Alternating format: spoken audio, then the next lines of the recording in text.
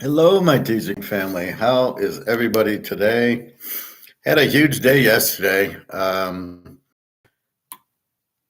had two losers, and they were both because of quarterbacks. My lock was Pittsburgh getting 8. They lost by 10 because Pickett got hurt in the second quarter. It looked like he should have just slid, but they don't want to slide. They'd rather get hurt and hurt their team. And then whatchamacallit came in and he sucked. Trubisky, what is he doing in the NFL and why is he on Pittsburgh? And then my other game that I lost was the fucking the Atlanta under, which is always an under, where they pull Riddler because he sucks. That's the whole reason I bet the under. And then Willis didn't even play. It was Levis. And Levis throws 4 touchdowns in his first game. Like, what the hell is this? So the reason you bet Atlanta was because of Riddler. Otherwise, so let's go through the scores. Miami 31-17. That was the other lock, was Miami over. And it wins. Over was only 40, which was a joke. That's why it was a lock. And they scored 48. Dallas 43-20. Surprising score that it was so high.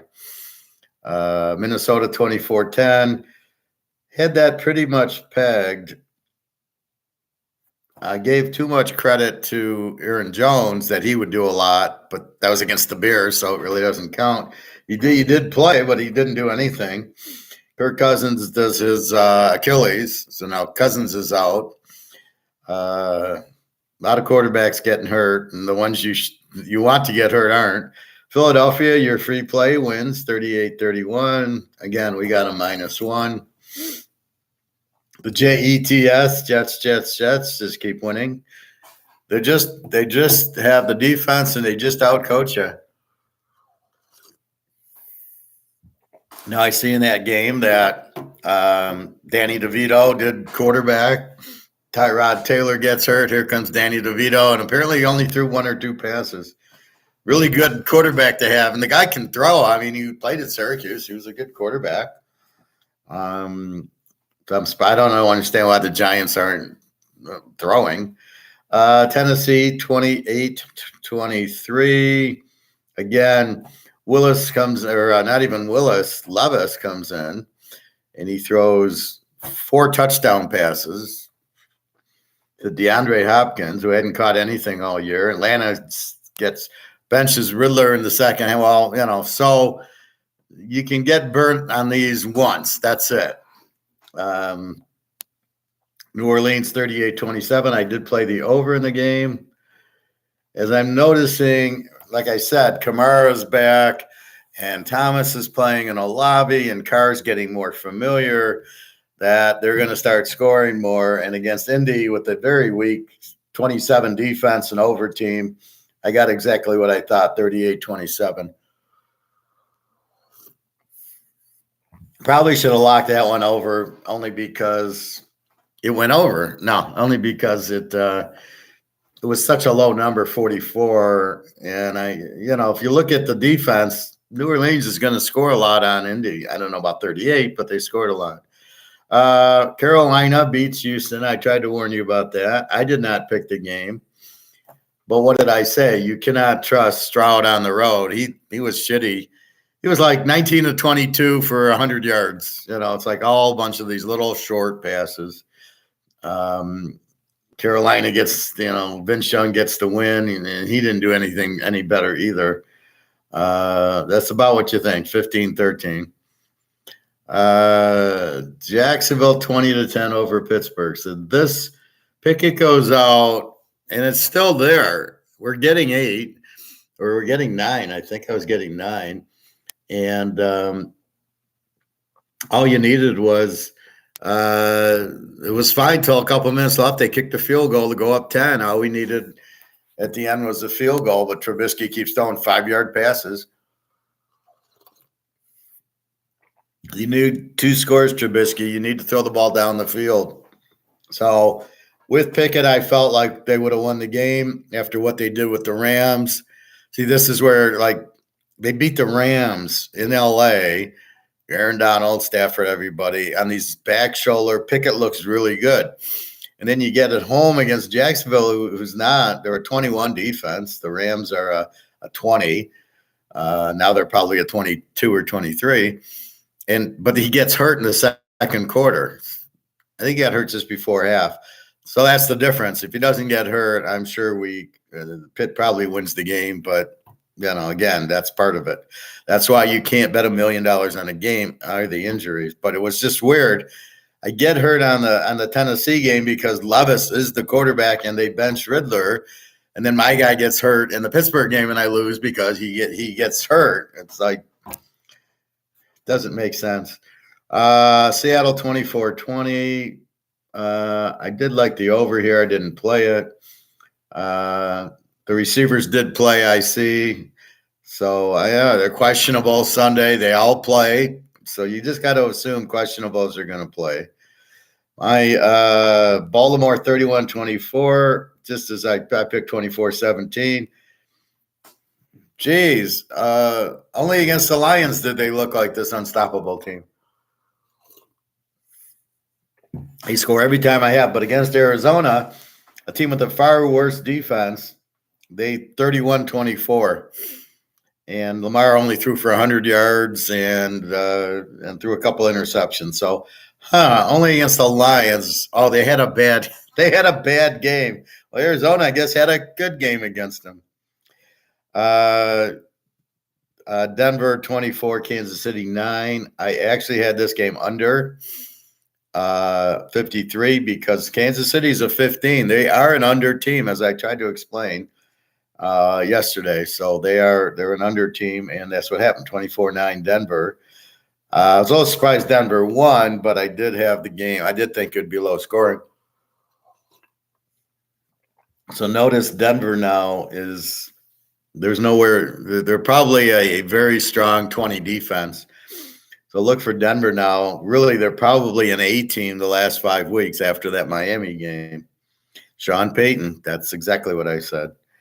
And my other lock, Cincinnati getting, at the point I locked them at 3.5, ended at 5.5. I hit the under, but I didn't play it. I locked Cincinnati with Joe Burrow getting points. Anytime Joe Burrow is a dog, you bet him. That decision, but if we need to, maneuver to the bullpen, I'm going to take care of game. Shut the fuck up. During game 3, I can't. And then last night, San Diego 30-13. Have San Diego minus 2.5. So it was a good week for me. The only problem I had was Pittsburgh losing Pickett.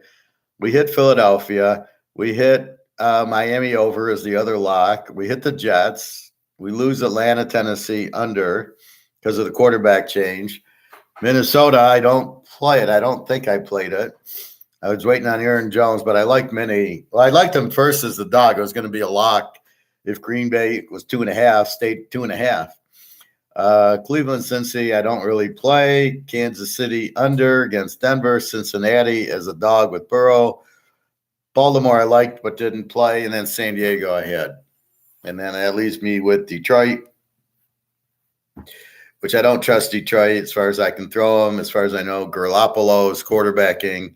Wouldn't surprise me if Detroit loses the game, but I'm playing it. I'm playing the total. Now, I quickly looked at next week's games, and I saw the biggest lock I've ever seen. But, of course, the number changed. So last night it was a lock. Today I got to think about it. So we will see. So, basically, what did we learn? So, New Orleans looks good. Indy, again, with Minshew, they score a lot. No defense. Jacksonville, Pitt. Jacksonville is playing good. They got some help from Pitt. And then, of course, Trubisky's terrible. But had it been Trubisky, I never would have locked the game. So Pickett's looking better, and then he hurts a rib. Like, don't these guys wear rib protectors anymore? Like, what's wrong with that?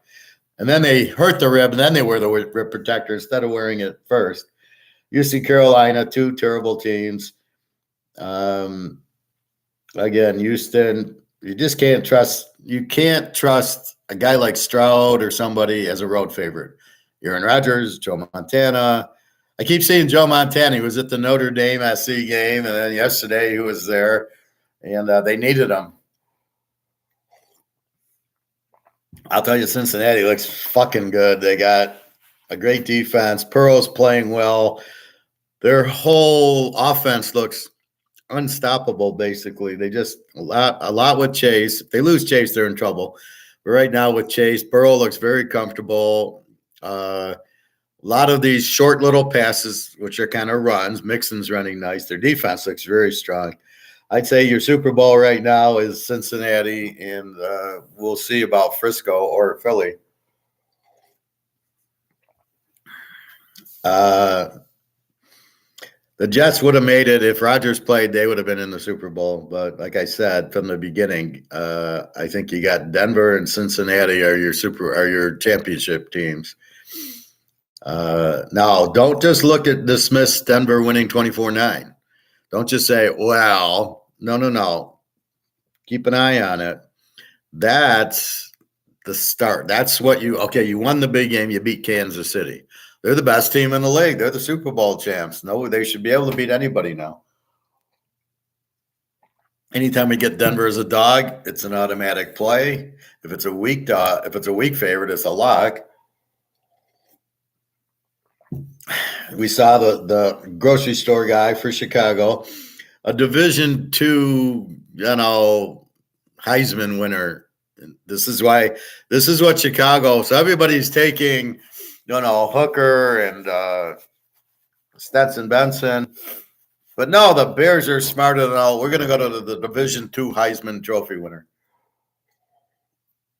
I didn't even know they had a Division II Heisman Trophy winner. And this is the Bears' problem. They did the same with Fields. They have no eye for talent. They don't know what they're doing. So San Diego pounds them 30-13. It would have been a lock over with Fields. I didn't play the over. I did like it, but because it was the grocery store, I did like San Diego minus the 2.5. As long as it was under 3. And like I told you with Baltimore, they go by 9 and they win by 7. You don't blow out on the road in the NFL, even against Arizona, who beat Dallas. And Dobbs is looking okay. But it's exactly what you thought. A 26 defense, Baltimore puts up 31. And against a 14 defense, Arizona actually put up 24.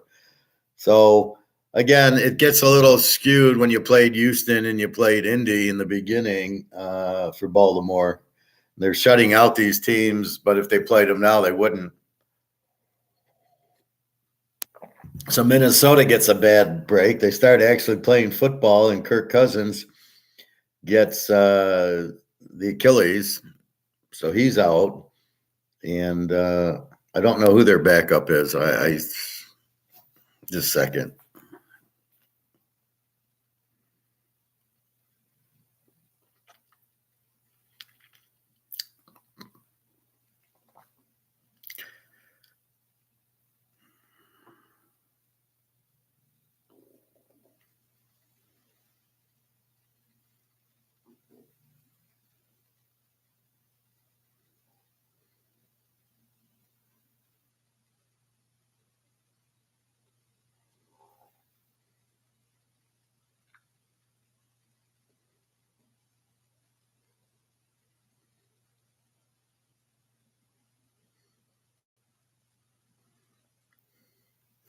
Jay Hall.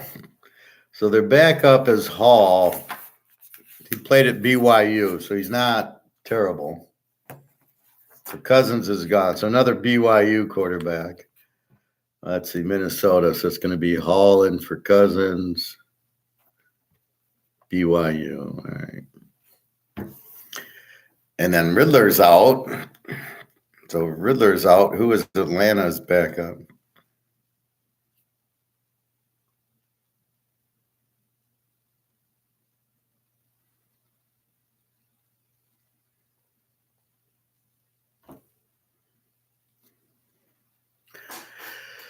Tyler Henneke.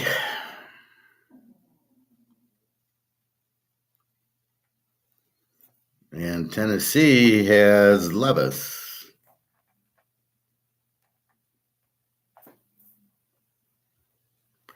Now, he's not very good, but he did throw for 4 touchdowns. Pitt will have to see who their quarterback is. So it always comes back to injuries. That's what.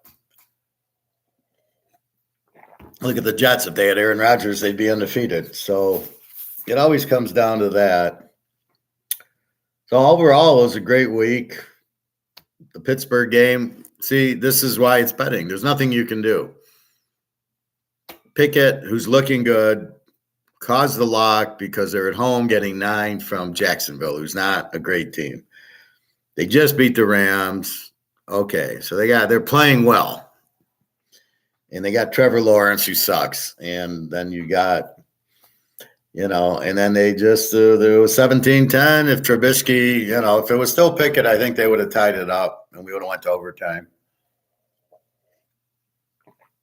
But he threw a couple of bad interceptions and they kick a field goal. I thought maybe we'd score at the end, down 10, get the field goal, lose by 7, but it didn't. Trubisky's so bad.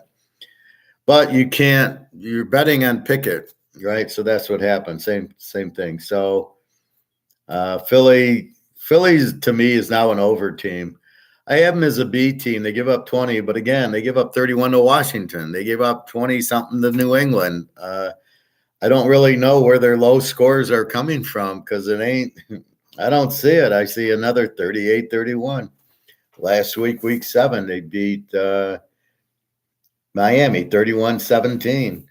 So they play a lot of high-scoring games, wink, wink, as do Miami. Washington, I don't know what this is. They lose to the Giants 14-7. They put up 31 on Philadelphia. Something is not adding up. But that's okay. Dallas 43-20 on the Rams these are 2 good defenses. Stafford did have his picks. I knew he'd have trouble with Micah Parsons. He has trouble when he gets blitzed, and Micah Parsons owned him. And so 63, I mean, you don't get that in the pros very often. Miami beats New England. Miami is the perfect over team.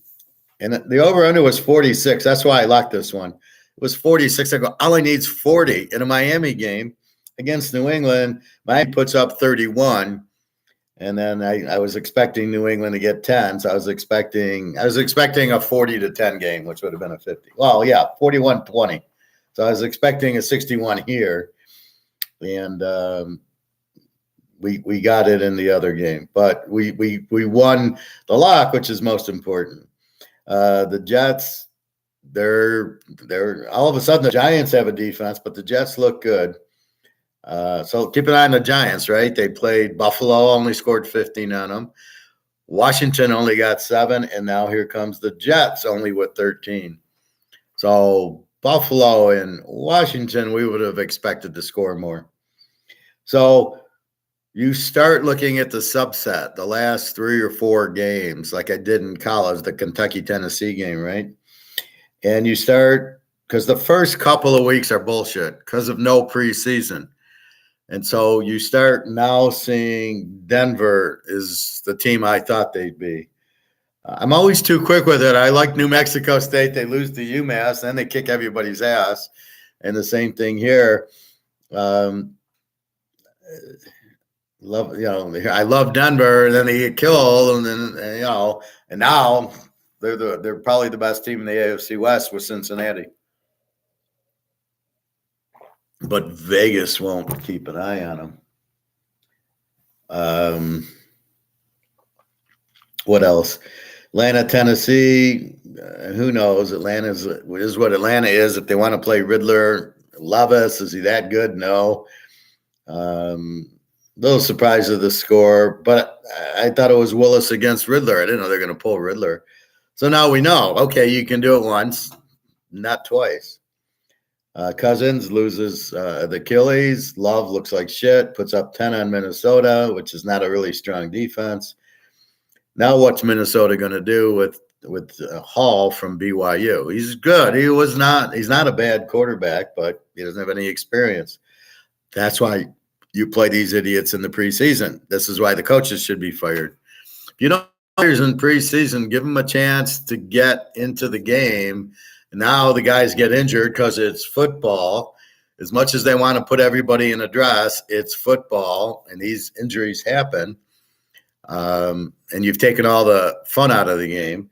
And what is this bullshit? Somebody makes an interception and he runs to the other end zone, and they do a whole song and a dance.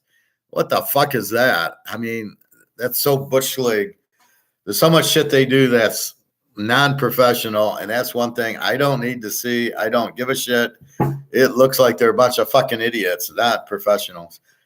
So could you imagine I do a journal entry at work and I go down and I start dancing?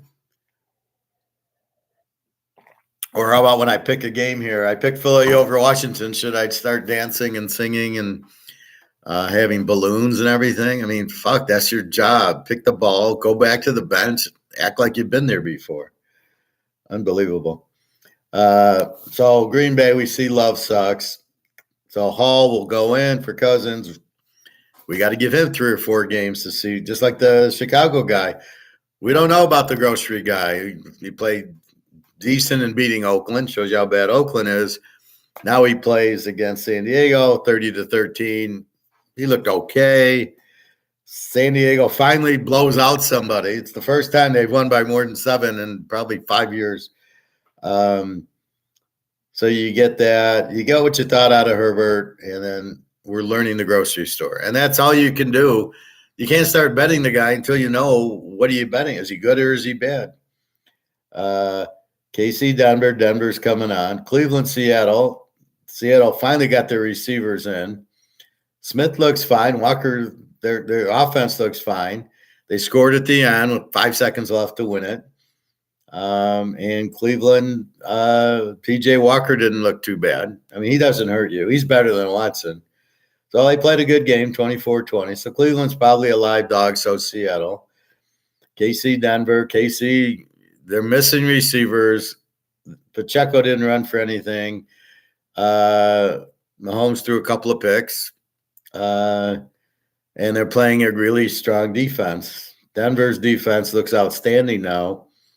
See, when you give up 70 points, you tend to get a little upset. The coach gets a little upset, and your own pride. And now they're better, and their players are coming back, the injured players. So now we're seeing a real Denver team. If you can hold Kansas City to 9, you better not be playing Denver over, and you better not be betting too much against Denver. So the question will be, who do they got this week if they even play? I hate that. They're off. Fuck. You finally get the team going and they're off. Like just when they're moving.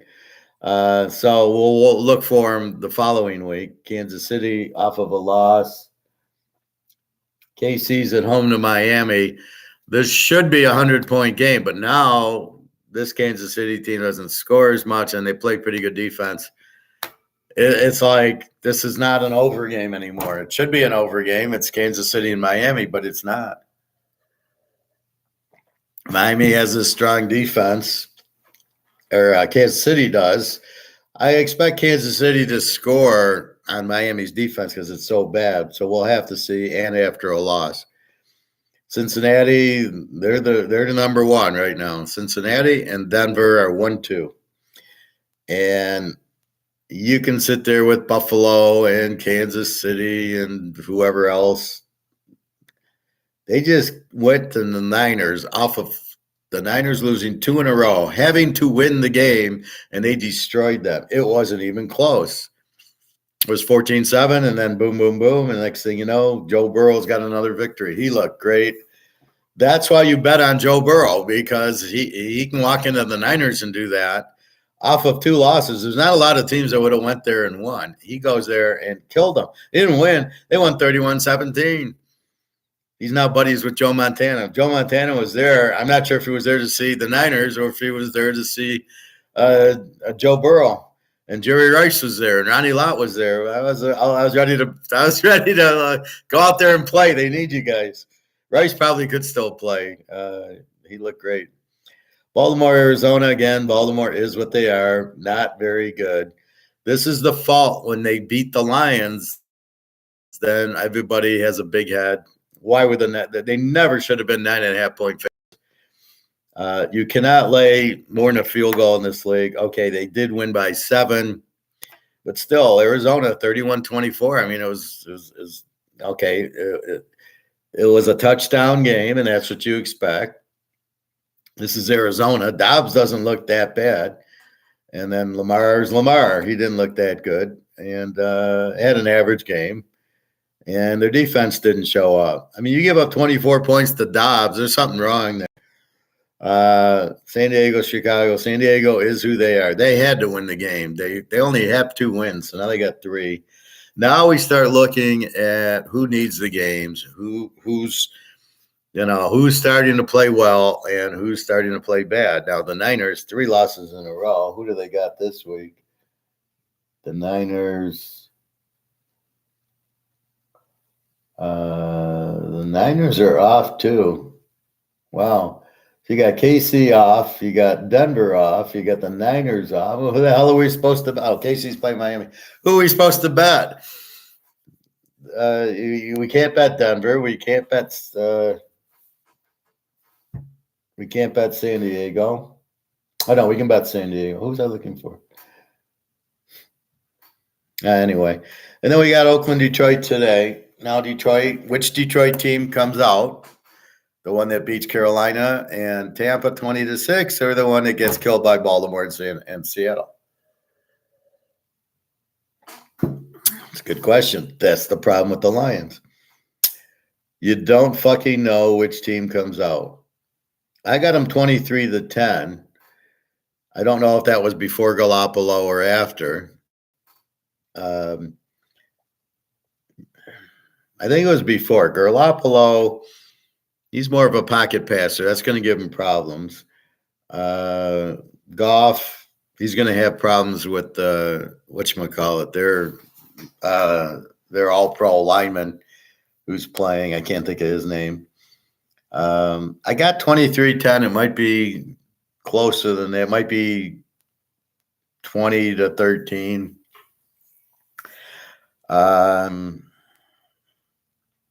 I don't know. I mean, I don't love Detroit. I can't trust Detroit to win any game. They're just not that good. They're badly coached. Their secondary sucks. They don't get pressure on the quarterback unless it's a guy like Riddler or a guy like Vince Young or somebody who wants to run.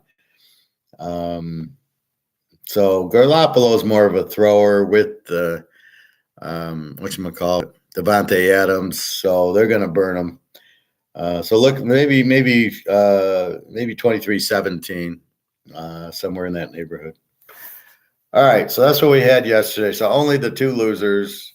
The Cincinnati lock that unlocked, whatever. The Miami overlock. Those 2 win. The Pittsburgh, I lose because of Pickett gets hurt. Again, it's not like I'm trying to use it as an excuse. It's just what happened. I like to understand why I lost and why I won. Why did I win Miami? Because they score, right? So it's what the expected outcome was. Cincinnati, I have Joe Burrow as the dog. Kansas City under because Kansas City's got a really good defense. Okay, those are the winners. Okay, and so the losers, Pickett gets hurt. So I got Trubisky, who looks like shit. How did that guy get drafted? How bad are the Bears? They take Trubisky, who sucks. They take Fields, who sucks, and they get the Division II Heisman Trophy winner. That's really good. All right, so lose the Pitt game. Okay, how good is Jacksonville? Am I somehow missing that Jacksonville is a good team? Apparently, they've won 5 or 6 in a row. I don't understand it. Lawrence stinks. He still stinks. They do a lot with Etnine. I don't know where Pitt's defense was. But a lot was the interceptions, right? So he throws 2 interceptions, Trubisky. That leads to probably 10 points. Pitt only scores 10. I didn't know Jacksonville's defense was that good. It's a 21, and they just beat the Rams, so I'm expecting Pickett he's starting to play better. Okay. Just like here when I look at these Denver, well, it's Russell Wilson, but they're starting to play better. So that's where we're at with that. So watch the teams. Philly's now an over. I'll mark that down. I'm not sure Dallas is an over, but the Rams, I don't know what's going on there. The Jets, very strong defense. The Giants seem to have a better defense. Of course, it was against the Jets, but still.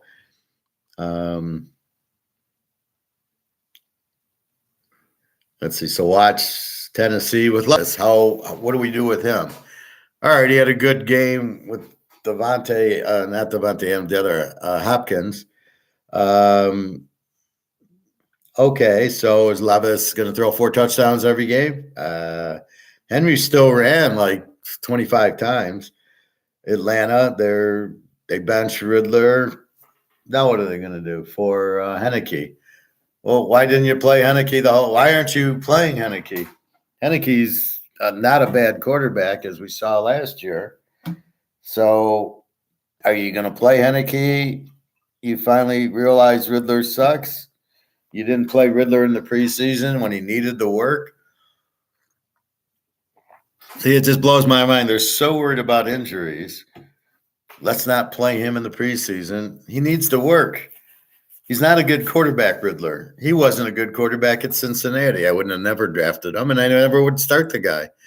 Now you've got Tampa Bay with Trask, and you've got Greer. I don't know if he's on Dallas or what. Now they got Trey Lance. What a idiot move that was. So you basically have Greer and Trask sitting out there that are much better than what you're looking at here. We got the Giants. Are they playing? Yeah. Okay. So we've got the Giants with, is it DeVito, Jones, whatever? Oh, I know why. I know why the Bears drafted the guy, because the grocery clerk, went to the Peyton Manning camp.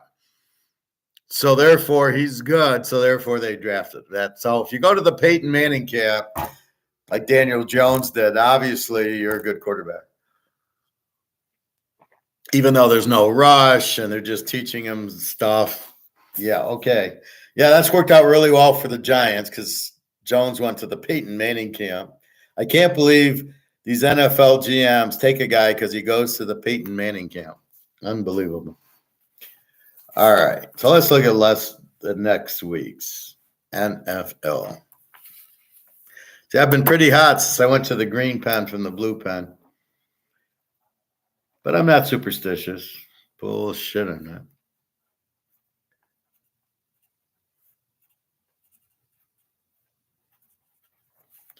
Okay. I've seen the lines, but I'm going to do this before the lines, and then we'll go to the line. Tennessee and Pitt. Now, I haven't recalculated everything. So, excuse me, but I'll use what we saw last week and try to make an adjustment. Tennessee is an under team that gives up 20, and that shouldn't change. So there'll still be a 20 defense because they gave up 23 to Atlanta, so that won't change. And they've got apparently Levis as their quarterback, even though what pisses me off is he was listed as out. He was injured with an injury, much like Stenson Benson. I read something today where he's out from 4 games from September 13th. Well, it's already been more than that. So why did they still show him out with an illness? Because they might need him next week because the Rams, Stafford hurt his thumb in the game. So how serious is it?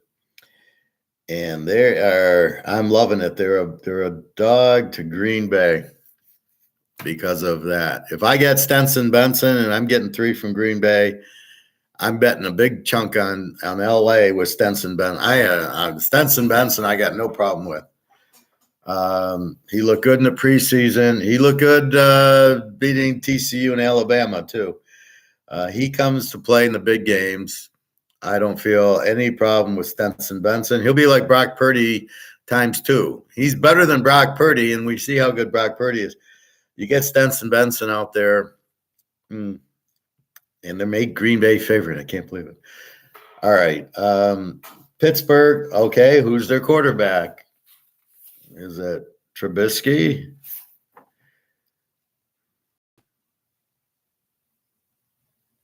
Or is it Pickett? So Pickett hurt his ribs. Why he's not wearing a rib vest, I don't know. I don't know if it was the play because I'm not watching the game. I'm watching the highlights. He goes out of bounds near the end of the half, and he kind of trips, but he doesn't go into where the guys are sitting. He kind of trips before that instead of sliding.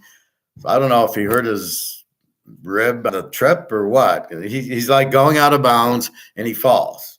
Next thing I know, Trubisky's in there.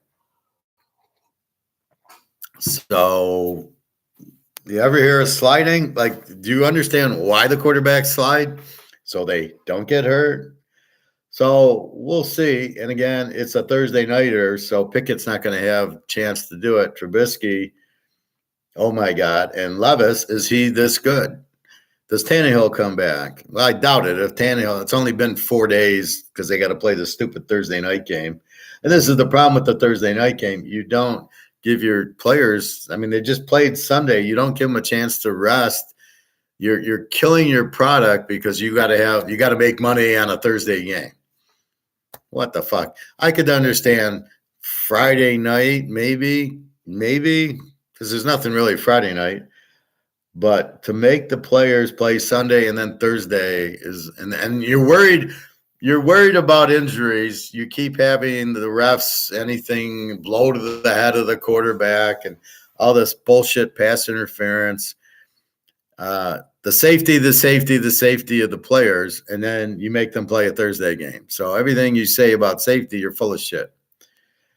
I'm sick of these women referees who don't know what the fuck they're doing. They'll see a penalty, they'll call it. They don't look and see, should I, or is it really into the play?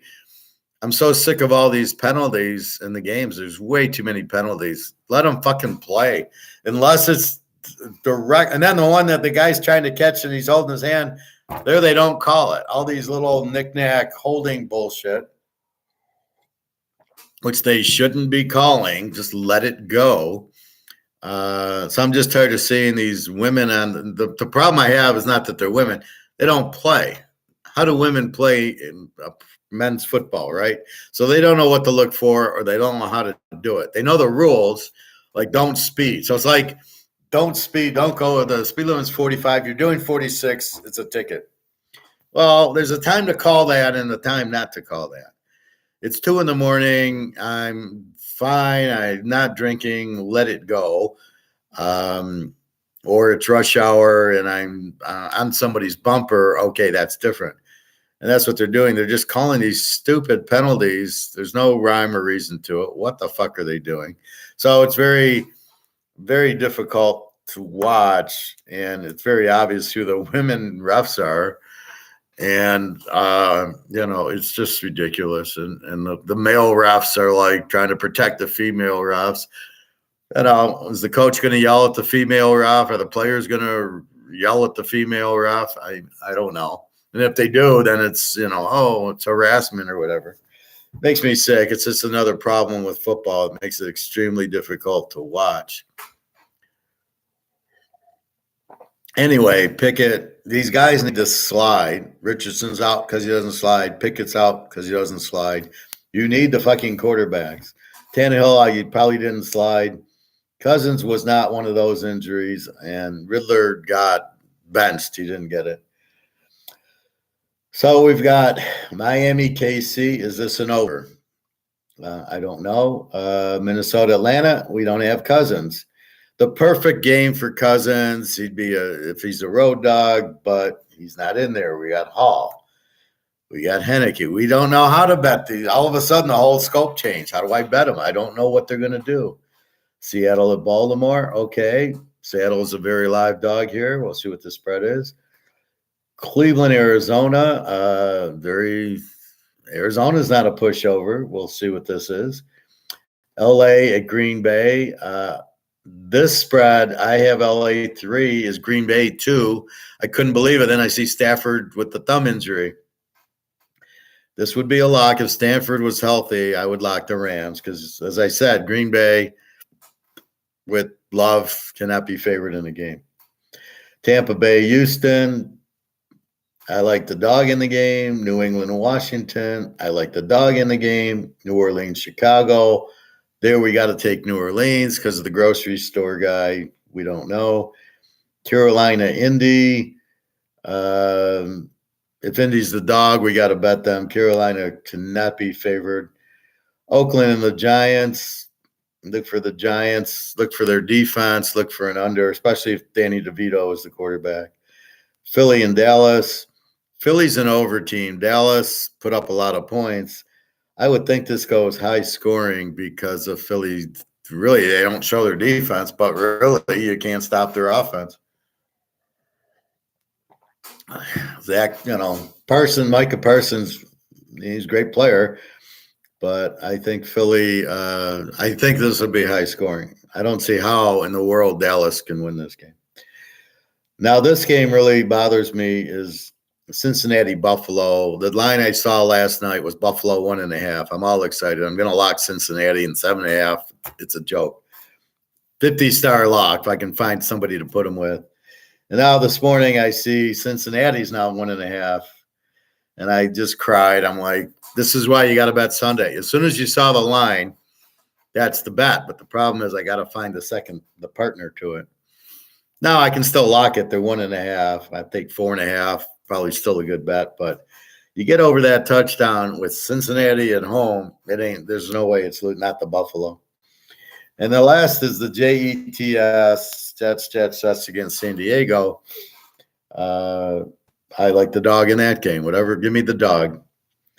Now, here's my lines, and then we'll get into what the real line is. I got Pitt -3, but now it's Levis, and is it Trubisky? Then I like Tennessee minus. If Trubisky's a quarterback, I like it.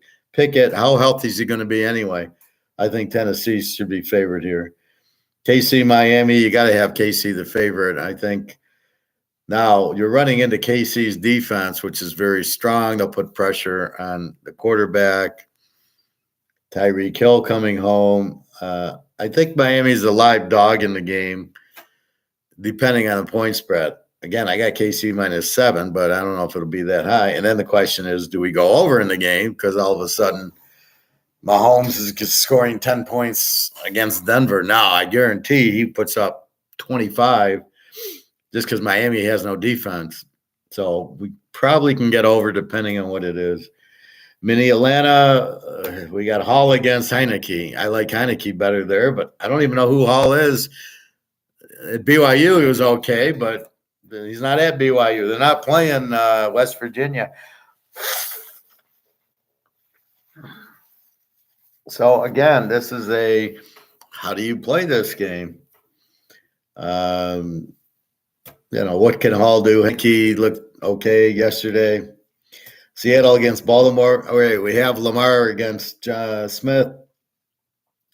Probably a good dog game, maybe a good under game. Seattle's defense looked pretty good yesterday. Cleveland, Arizona. Cleveland, very strong. Let's go to the line.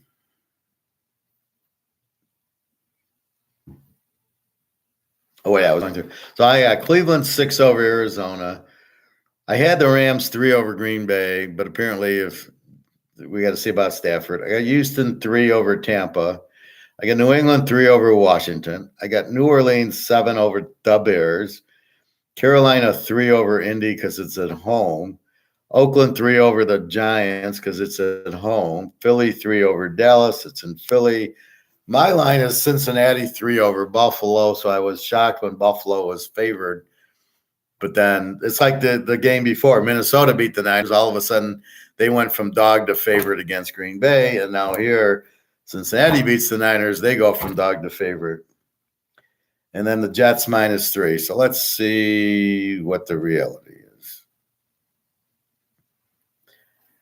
So this is how you do it. You first kind of match the teams up, put in your own line, and then see how far you are. Now, again, Pitt is expecting Pickett, but if it's Trubisky against Levis, I don't know what to do.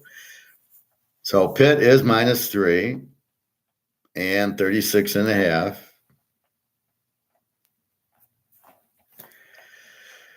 So we'll have to check injuries to see. We've got Kansas City -3 and 50.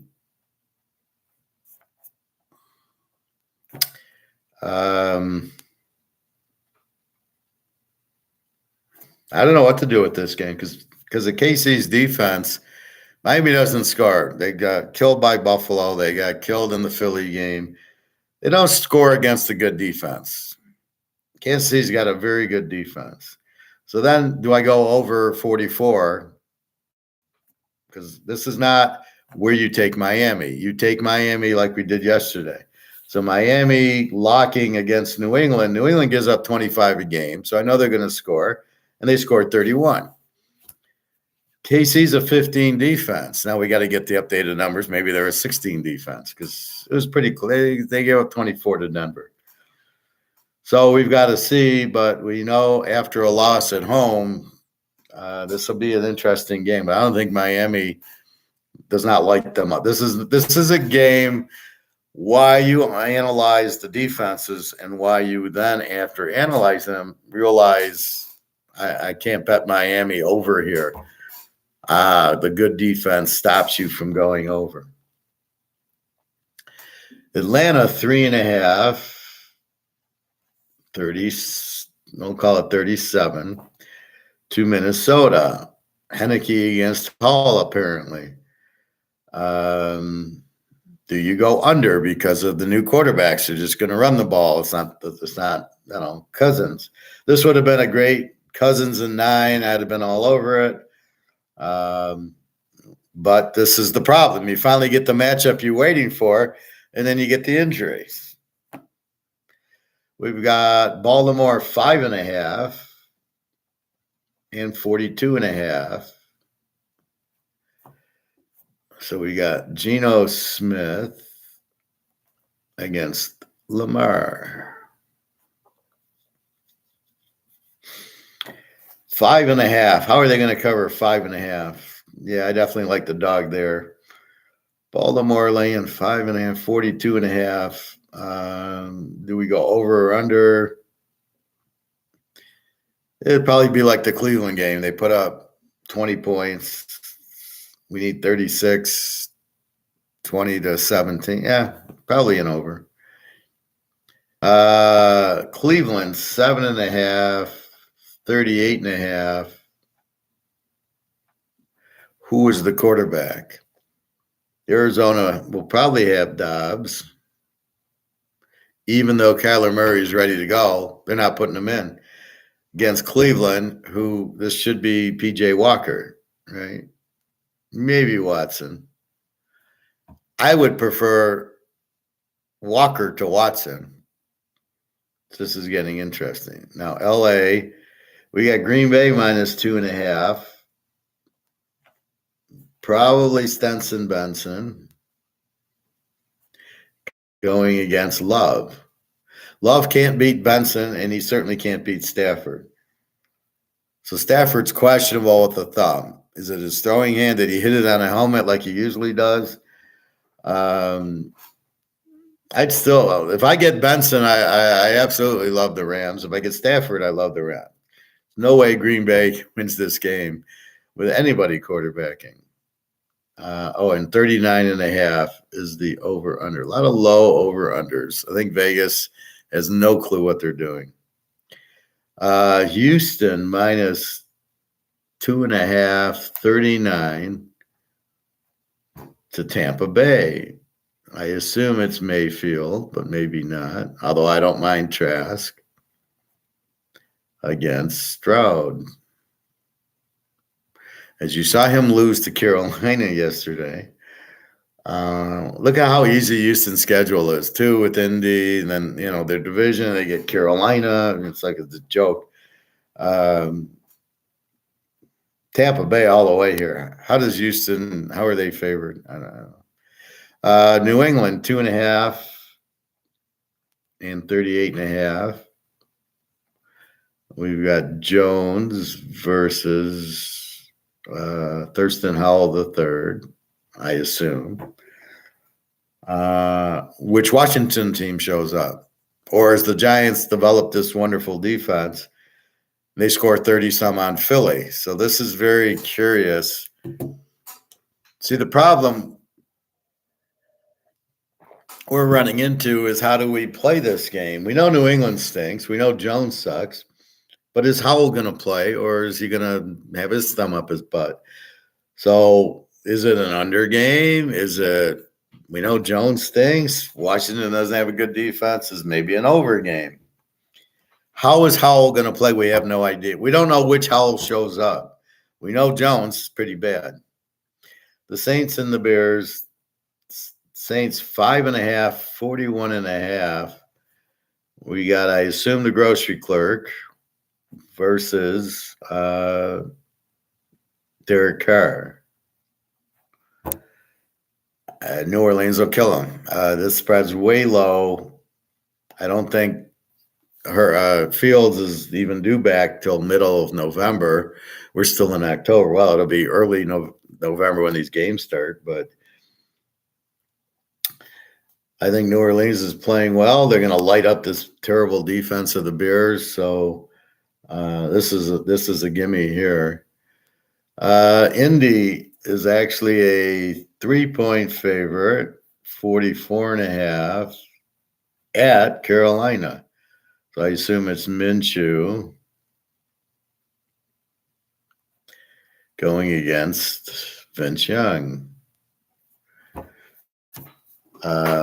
Indy scores a lot. Carolina doesn't. I think Indy is a tough one. They're a road favorite, but we will see. The Giants in Oakland. Oakland's 5.5. They haven't even played yet. How can they be 5.5? What if they get hurt in the game? So I don't know. Is it DeVito against who? Garoppolo? I'd rather have DeVito. The way the Giants looked offensively let's take the Buffalo game and then yesterday in a Washington game. See, Washington puts up 30 on New England or on Philadelphia and 7 on the Giants, and Buffalo puts up 14 on the Giants. Yeah, I think this is low scoring, and I think it's more low scoring than taking the Giants. Especially if Danny DeVito is the quarterback, then look for a lot of running and run the clock, and it's an Army-Navy game, which is an under. Philly-Dallas. Philly is 3 and 46. We've got Hurts against Dak.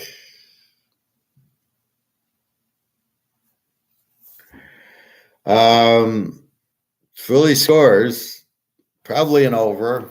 I know we got Micah Parsons. I know we got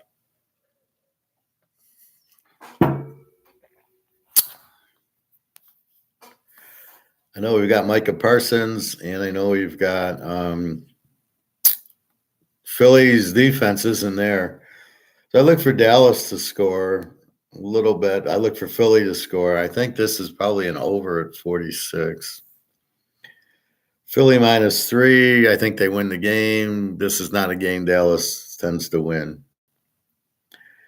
Then we got Cincinnati 1.5, 47.5. We got Burrow against Allen. Burrow's a lot better than Allen. I still like Cincinnati plus 4.5. I love them plus 7.5. They're the best team right now, and they'll just keep going.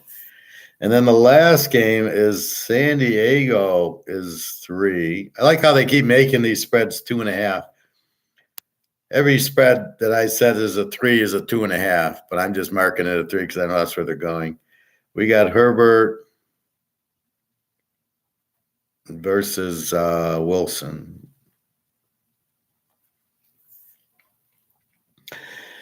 And I like the Jets all day in this one. This is not a game that San Diego is going to blow them out. They don't. They play close games. The Jets, great defense, play very well, beat Philadelphia, come from behind and beat the Giants. As you see the Giants' defense. So definitely, I like the dog in this game. I was hoping the Jets. I'm kind of glad the Jets are the dogs. I'd like betting the Jets more than I like betting San Diego, although I do like San Diego as the dog. So we got Seattle as the dog. We've got New Orleans over the grocery store guy. The Giants, the Dallas Philly over, Cincinnati. So we're lining up. Now we've got to check the injuries, which I won't do yet because they won't help us. There's a lot of injuries I keep seeing on like Saturday and Sunday. He wasn't even on the injured list. Now he's injured. So what the fuck? There's a lot of bullshit going on. Anyway, so that's what's going on. Detroit is 7.5, 45 tonight. And I think it'll be Detroit wins close. And I don't think there's that much. I think Detroit will play one of their, 23-14 type of games. Now, I haven't eaten today. Too much. I had a pizza last week. And after I eat it, I go, what the fuck did I eat it for? So this is where your mind plays games with you. It's like, oh, yeah, let's get a pizza. You kind of break down and you say, I'll get a pizza. I'll get an ice cream. Most of the time, I don't. Most of the time, it's my veggie omelet or my salad and my steak or my chicken. And just sometimes you're tired, you're out. Oh, I'll just carry in a pizza that, it's $5, Little Caesars. I can eat it. It's already ready. I'm tired. I'm doing this. So we will see. So then I got to pay the price and do I think I'll eat dinner tonight. So it'll be a 24-hour fast. And that's okay. I need to clean house and get a call for a job this morning, just like the last one. Okay, when can you meet for an interview with the VP? So anytime, just let me know. And they really want a financial analyst, and I'm a senior analyst. I've been doing it for 25 years. So,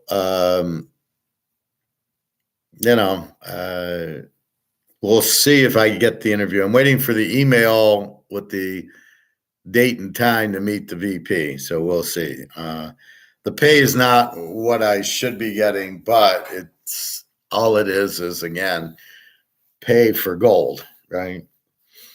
So I've had a lot of jobs, but it's just so I get money in. It's just I look at a job as revenue. Sort of like an actor. Why did you do 25 movies? So that's kind of how I look at it, right? It's just a job. I go in to make money, and when it ends, and I go to the next job. And I got the skill set, more importantly.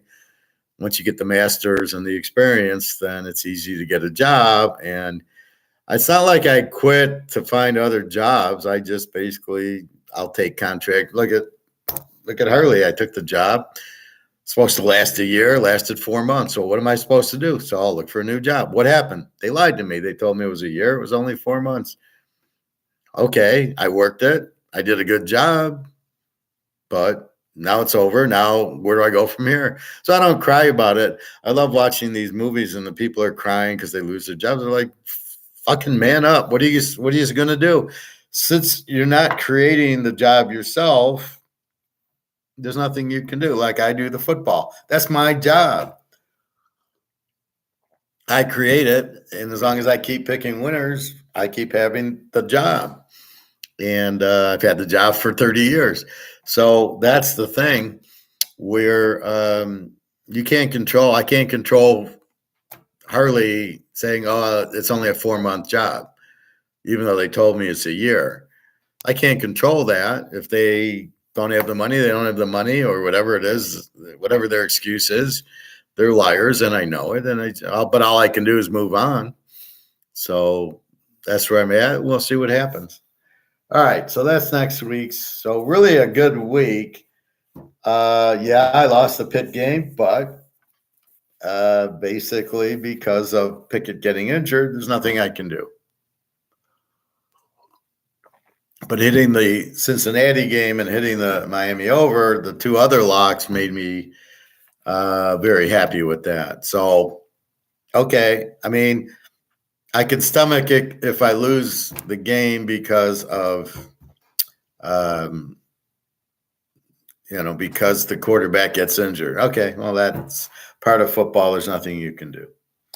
All right, let's review college games. So in the beginning, it's all Conference USA crap. Surprise, UTEP beats Sam Houston 37-34. UTEP is the Z team. What's going on there? Where did UTEP all of a sudden they put up 37 on a pretty good defensive team, Sam Houston, but I'm seeing now they're a 26 defense, so they're not as strong. So in the beginning they were strong, and now they're really having a hard time in conference. So you see that. VTech 38-10 over Syracuse. Syracuse was scoring a ton of points. Then all of a sudden they woke up. They suck. Florida Atlantic beats Charlotte. So Florida Atlantic scored 38 points. That's a shocker. Florida State, I won't go through every game. Florida State 41-16.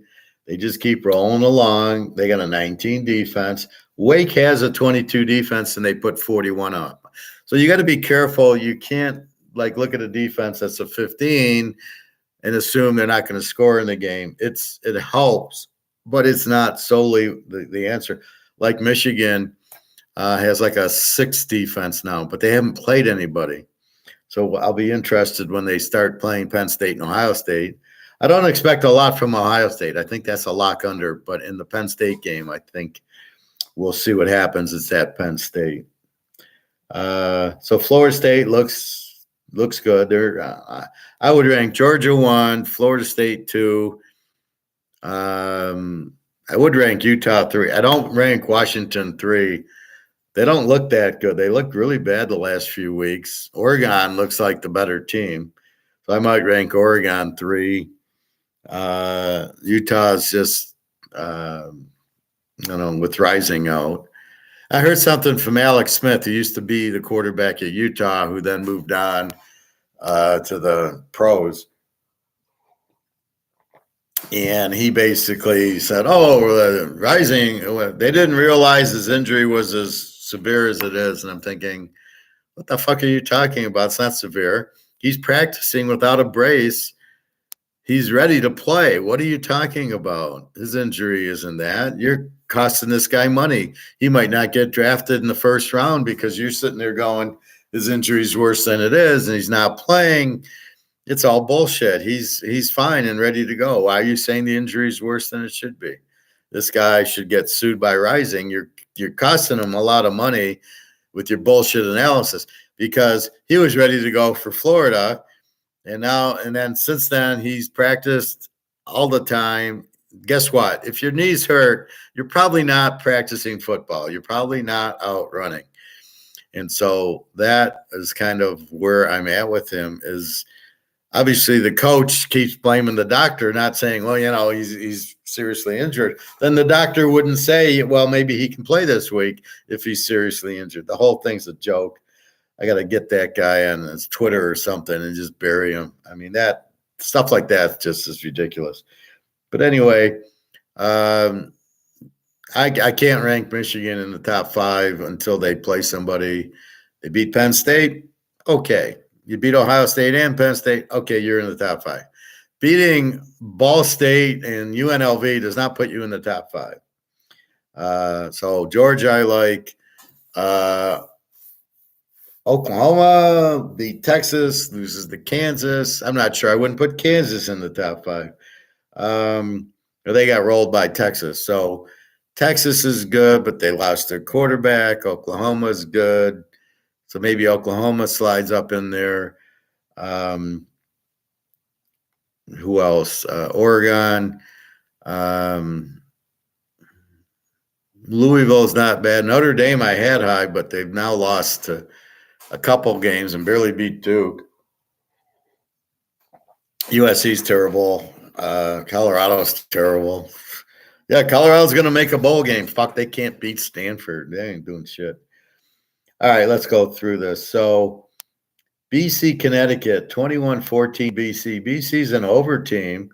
They both have 30 defenses, and it's a 21-14 game.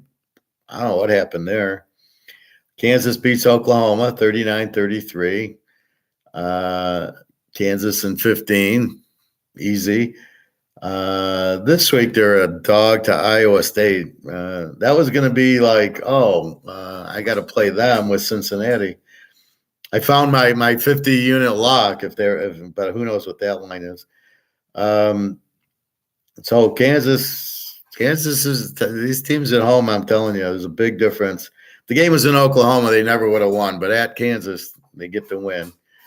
And they're a very good team, Kansas, but they're more of an over team. So here, Kansas is a 39. Oklahoma's defense is a 16, and they put up 39 on them. So that's where you kind of got to understand these defenses and the over-unders. Are we expecting that they shut Kansas down to 16 points? Or just really the fact they have a good defense, and that shows you how good Kansas's offense is. So that's really what the next level that I work on is really trying to see who did they play for 16. A lot of times there's the high school team and a very weak MAC team that got you to 16. So you got to pull it out. That's why you got to look in conference now and go, okay, what's their real defense? And then see, maybe it's clearly a 39 to Kansas. They gave up 30 to Texas. It ain't a 16, but it's getting blended. So that's why you throw out the high school game, throw out the MAC game. And then you see Oklahoma's got a 26 defense. You're going, I can't bet them like this. Then the overs come into play because they have a good offense. So this is what you got to micro into. Kansas State 41-0 over Houston. They're back. They're pissed off. Houston played Texas really good at home. They go to Kansas State. Nobody beats Kansas State. They're 41-0. Penn State, Indiana. Penn State 33-24. They don't really do anything.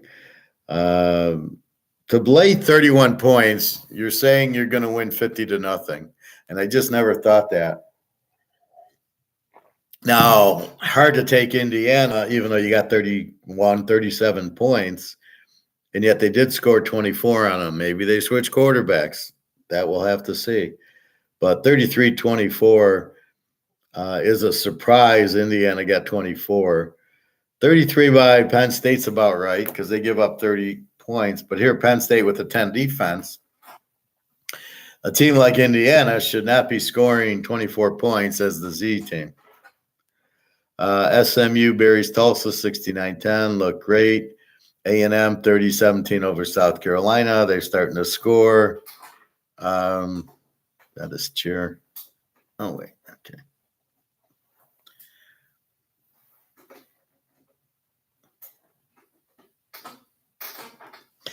A&M looks pretty good. A pretty defensive team. It's about what their averages are. South Carolina gives up 32. A&M got 30. A&M gives up 20. South Carolina scored 17. So it's about what happened, but that's a fluke. UMass beats the Army. What's wrong with Army? 21-14. West Virginia 41-28 over UCF. That was a beautiful lock. Both teams are over teams, and you got what you thought. A 69 and the over-under was 59 down to 53, so that worked out well. Western Michigan. Clemson, what's their problem against NC State? 24-17. I don't like their quarterback. Their defense is a 21 defense versus a 24 defense. I have over circled, and they did go over 44 down to 38. So Clemson, are they an A team? Not if you lose to Duke and lose to NC State. They get Notre Dame this week. Good luck. Virginia, Miami. Now Virginia beat North Carolina, and then they play Miami 29-26. They're not a Z team anymore once you start doing that. So there's a few bad games. You're trying to get used to the new quarterback. You're getting used to the new coach. And then now you play that. So that's what, from our standpoint, what we have to adjust is they're not scoring, they score 40. Whoa, wait a minute, what's going on? And that's what how I found Van Dyke and Rising. All of a sudden they switch quarterbacks, and all of a sudden they're like, these quarterbacks are a world different, and they're scoring. That's why it's not next man up. You can't next man up Rising or Van Dyke. You see what's happening to Utah. Next man up is not in Rising's class. His skill set's not that good. So therefore that. Hey, Greg or John. So you can't just next man up Rising. Otherwise Utah wouldn't be losing the way they are. So Miami, we question the coach, doesn't know how to take a knee. We think he's over, not qualified to be a coach, apparently. And Virginia's starting to play better because Miami's got a good defense, yet Virginia put up 26. So here's where you get burnt. You think, I'm going to take Miami. Virginia's a Z team or a W team. And then Virginia starts getting better. And then, that's the same thing with Stanford. They played Colorado. I go, Colorado's got to just win by 4. They're up 29-0. They lose the fucking game. Then Stanford looks pretty good against Washington. So wait, they're not a Z team. They're not doing what a Z team doesn't score. So when a team I have doesn't score, Burrow is always high. Yeah, Burrow is the best.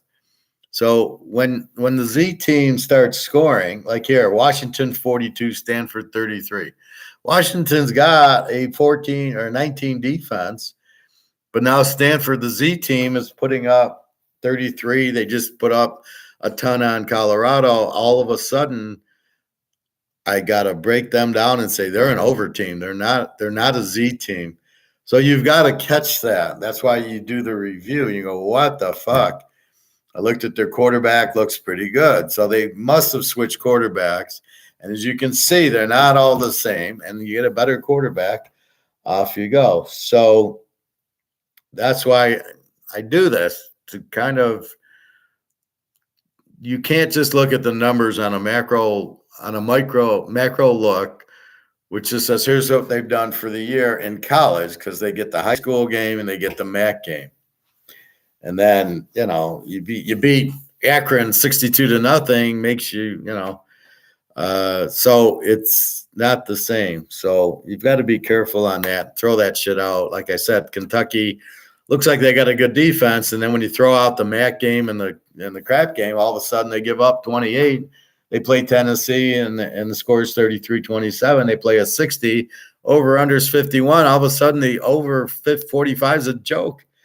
So that's what you have to keep in mind, is you're watching who's changing. Purdue, Nebraska. Nebraska's all of a sudden the defense, 31-14. Okay. New coach, Rule, he's got them playing better. We'll see. Michigan State, Minnesota. Michigan State's done. They're toast. They're a terrible team. Minnesota gets 27-12. I'm listening to the game. First half, 6-0. I go, okay. And then I think it was 6-3 at half. Next thing I see, 27-12, Minnesota wins. So Michigan State is the Z team, but they don't rate out as a Z team yet, but they are.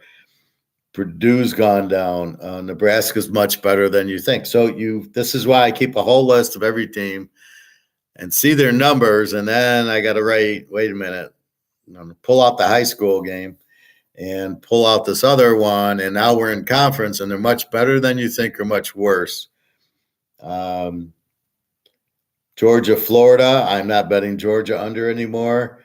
43-20. Florida's got a good defense, but Georgia, they've got the new quarterback who's like a really good one. Even though Brock Bowers is out, didn't matter. The other tight end came in strong. You got to keep in mind when you win 2 back-to-back national championships, you are getting good players coming into the program. And as long as you have the coach and that defense, they are going from an under team to an A team. So I got to get off the under on them and play them as an A team. Very explosive. They're almost like Alabama used to be, where they win 50-10, 43-20 over Florida.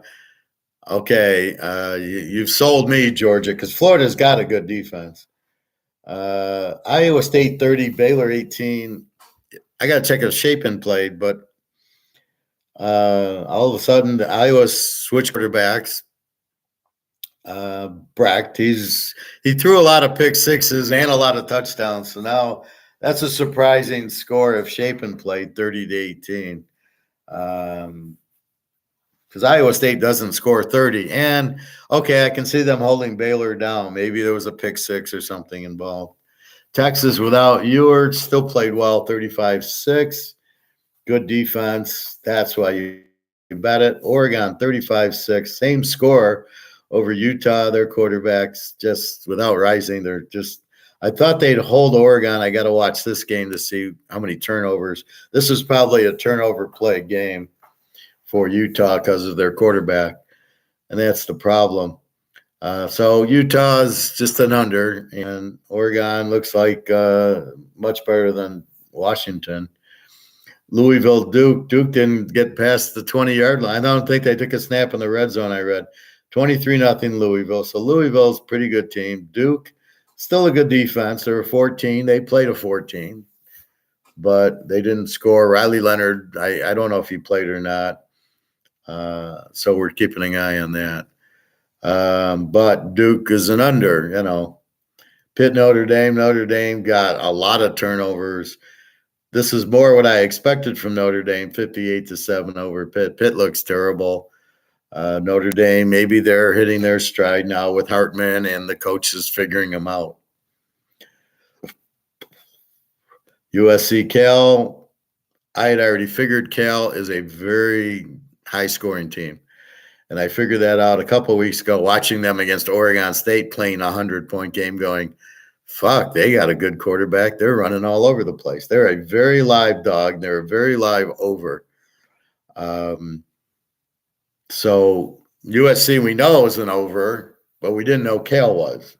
That's why that was a lock and a free play, was knowing that Cal's going to score. And Cal had him. Cal was up 49-43 very late in the game, and then USC scored to win it 50-49, I think. Or was the other way? Oh, Cal kept turning the ball over. I think USC went up 50-43, and then Cal 50-49 did and went for 2. I think that's what happened. Anyway, it doesn't matter. We had over 60, and then there were I want to say 5 minutes left in the third quarter. We were over 60. The first half was like 31-21. It was already at like 48, I think. Tulane and Rice. Rice is much better than we think. See, they played Texas good week 1, and now here they come. They're an over team. They give up 27, but Tulane only got 30 on it, but they got 28 on Tulane, which is good. So Rice is a pretty good team. Lou Lafayette beat South Alabama. Who cares? Well, Lou Lafayette, there you go. They're a live dog. They're an 11-point dog, and they win the game by 13. South Alabama's pretty good. So if you get Lou Lafayette against Lou Monroe or Arkansas State or one of these crap teams, you should be able to bet them. This is a surprising score. Boise 32-7 over Wyoming. I would have thought Wyoming would have played better. Boise's got a 31 defense, so it's very surprising that they just didn't do anything. We got to check Marshall, Coastal Carolina. I thought McCall was out, and they won 34-6 over a pretty good Marshall team. So I'm like, maybe McCall played, but I was doubtful. So we'll see. And I'm wondering about some of these injuries that I'm reading, and then the guy's not injured. There was a game yesterday that I thought the guy was out. Well, Levis for the Tennessee quarterback. I thought it said he's out, right? He's not even playing. And it was an old post because it was based on him in the beginning of the year, sort of like Stenson Benson. If you look at the Rams, he's out with an illness, but that was not changed. That was early September. So he's not out with an illness now. He's, so if we got to play Stenson Benson, I'm very excited to take the Rams. Washington, Stanford, we just talked Washington 42-33. Where's Washington's defense? Look at Stanford put up 33 on them. So Stanford's now an over team. So that Stanford-Cal game is probably going to be a 56 over-under, and it's going to go to 100. So I'm looking forward to that. Again, Vegas, when they're not able to catch up with the quick change. So they'll look at the whole year's stats, and they'll say, oh, it's a 48, and really we know it should be a 68. And that's where we make our money this time of year. Tennessee, Kentucky, we talked about it. Kentucky's really not that strong defensively. Tennessee's pretty good, 33-27. It's a good game. Air Force, strong defense. Their quarterback was supposed to be out. He played, and he's not even listed as doubtful this week. So there's no injuries. Strong defense. Colorado State scores a lot. Didn't do anything. 30-13 Air Force. This is where you don't fuck with the defensive team. You see me playing these overlocks, and I'm hitting them. But when you get a Air Force, Colorado State, Air Force with the 13 defense, this is why I number the defense.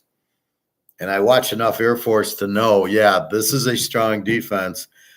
Don't fuck with an over on that. That's why we're looking at the defenses, right? So I would never play that game over. And the ironic part is it did go over. I got a 47. It actually went to 43. It actually would have won, but it just shows you how strong Air Force is. Ohio State, 24-10. I think they're an under team. I don't think they're an A team.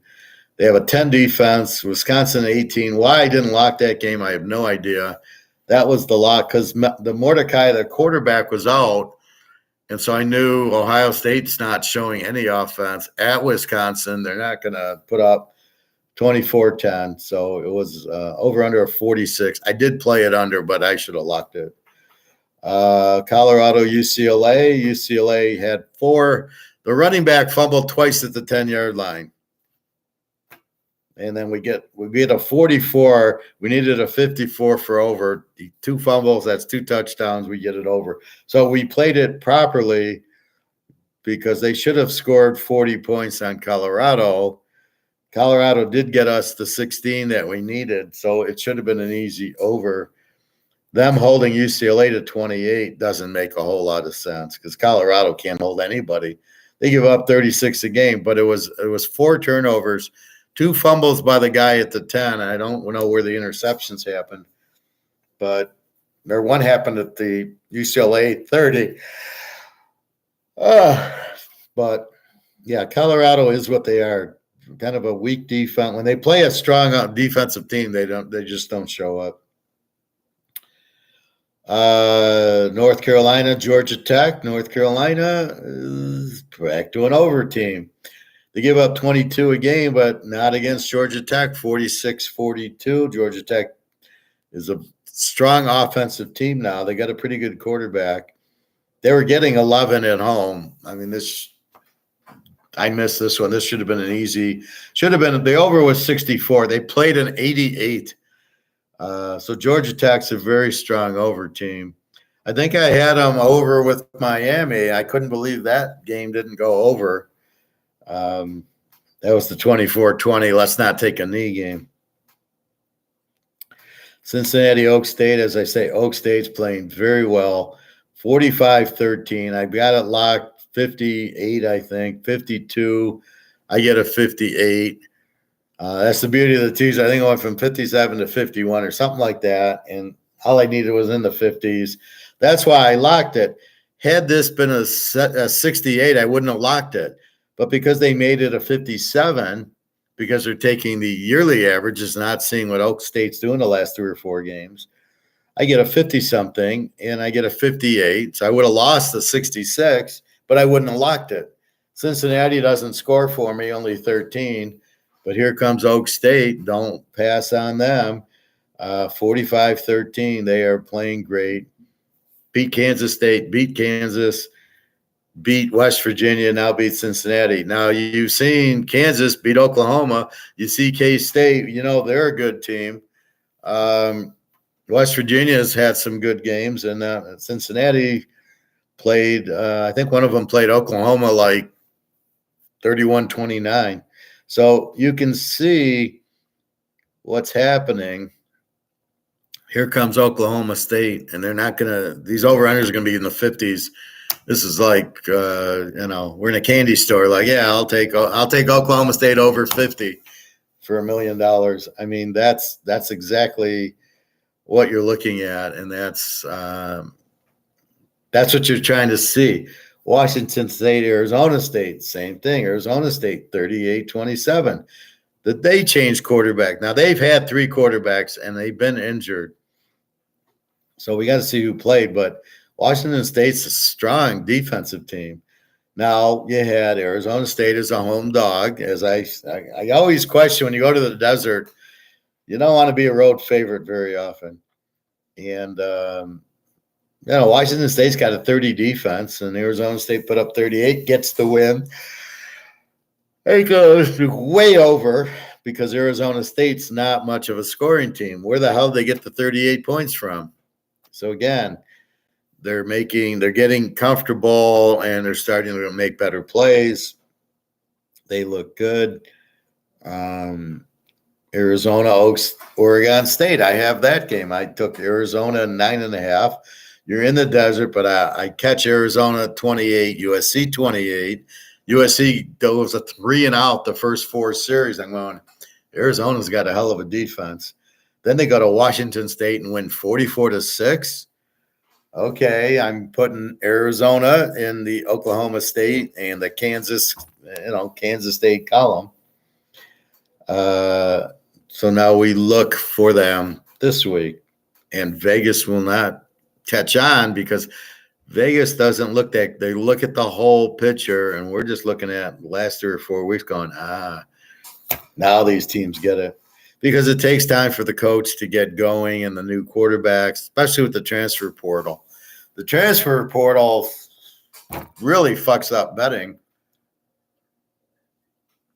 You don't know what you got. And then so you've got to see now, okay, Arizona State, okay, now they're starting to play. Oak State, now they're starting to play. Okay, Arizona, now they're starting to play. So you get a better feel of what's going on. Notre Dame with Hartman, now they're starting to play. So that's really what you started with and what you ended. It's like making an omelet. You broke the eggshells, and you pour the eggs into a pan, and they're all wet.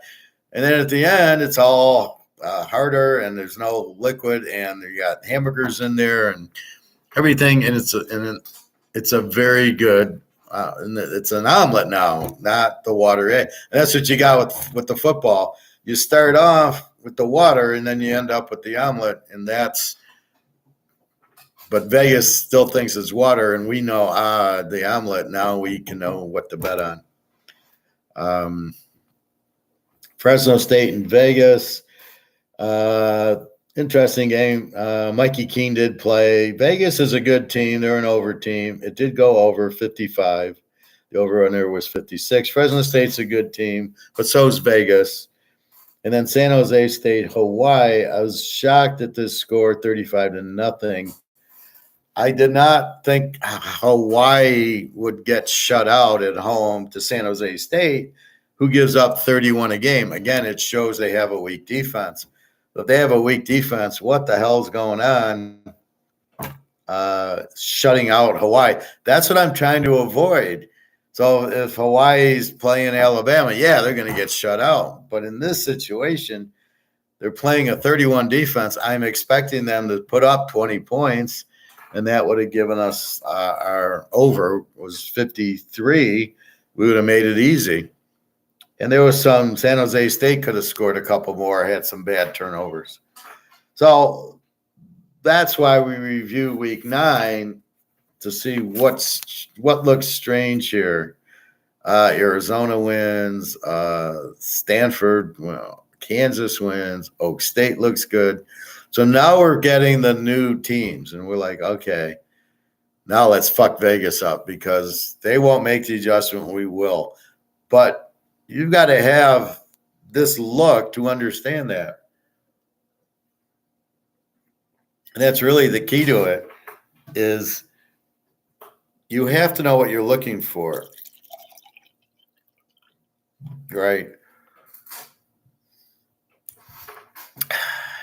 So if you understand what you're looking for, then you can find this stuff. If you don't understand it, you can look all day, you'll never find it.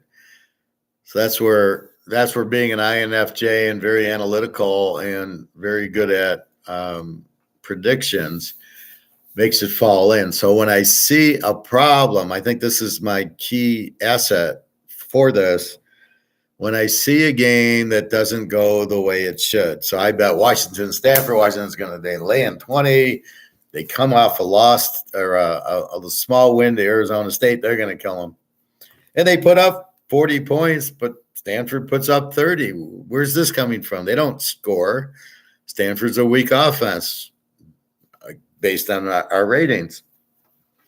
And that's when we investigate what happened in the world. How is Stanford putting up 30 points on Washington with an excellent defense? And so Washington's probably a little overrated, and Arizona and Stanford is obviously very much underrated. Not underrated, but they probably switch quarterbacks, and this quarterback's much better. All right, so let's dig into the goodies of this week. Okay, we've got MAC Tuesday, Wednesday.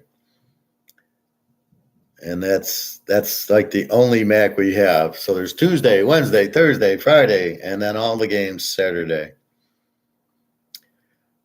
So I go right to the goods. Oklahoma State, Saturday game.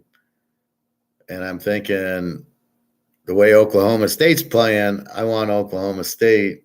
Oklahoma's a 7-point favorite. I'm like, okay, thank you. I mean, that's Kansas just beat them. The game's at Oak State. I like Oak State to win the game. I got 7 plus 7. I got 13, 14 points.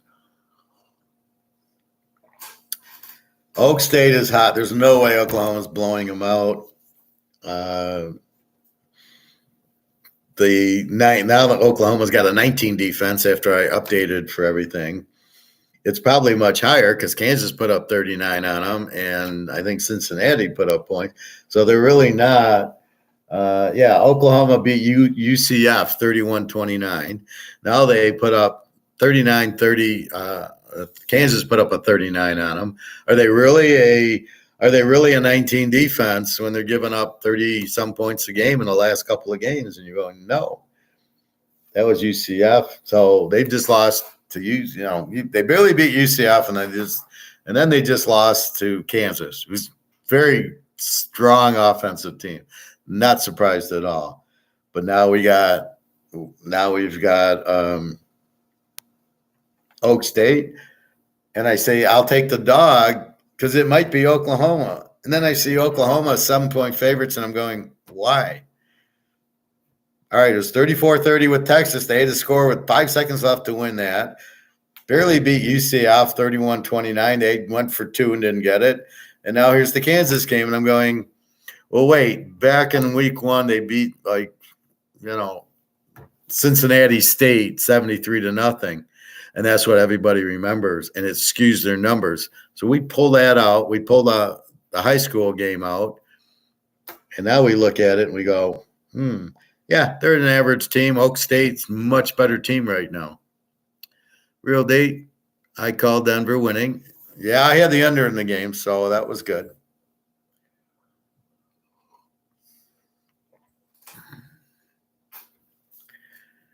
All right, we'll look into that. I think it's an over because I think Philadelphia has got no defense and they scored. How the hell do they play the 38-31 game to the Redskins?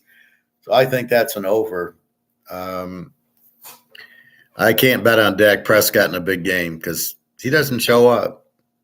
Anyway, so that's Oklahoma State. So we found them. Missouri, Georgia. This is one I see Georgia sweating their ass off a little bit in. Missouri's a very good. I like Cooks, their quarterback. They're a very good team. They're not a great defense. I actually think I might like Georgia over, which, if you can believe that, this Missouri team will score on them. But the way I watch Georgia, fucking, as good as they've been, they're not. They're 5 times better now than they've been, and they won 2 titles. They haven't lost a game in 5 years. And Missouri's got a 23 defense. Georgia with the 14, who's really not a 4. It's maybe a 20. Against Missouri, it's going to be a 30. And Georgia's going to light up Missouri because they're a 23 defense. This could be. I got to check the line. This has all the makings of an over, and I doubt it'll be a 60-point over. It'll probably be in the 50s. And again, Missouri's one of those teams we're watching. What did they do last week? I don't know if I mentioned them. Missouri.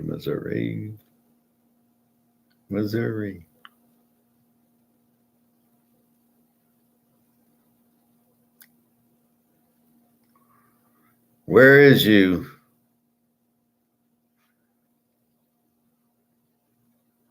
Oh, maybe they didn't play. I don't see them. Memphis, Miami, Minnesota, Miami of Ohio. So let's go to the week before, week 8. And Missouri.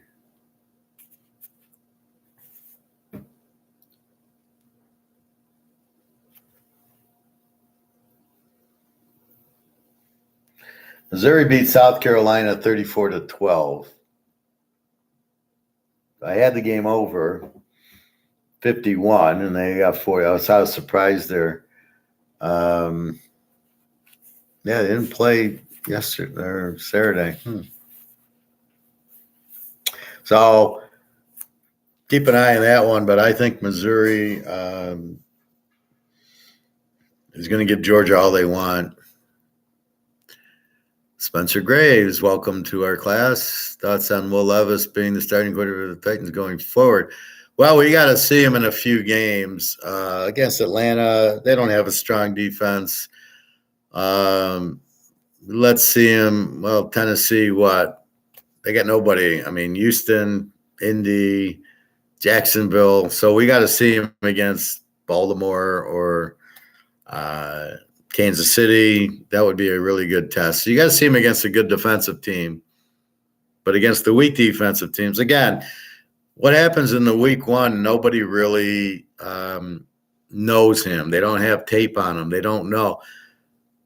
Now they know, he throws these long passes to DeAndre Hopkins, so we're going to double team Hopkins. We're going to play a zone over the top so he can't throw these long passes if that's what he did. I saw the box score, so he's 50-yard, 60-yard passes.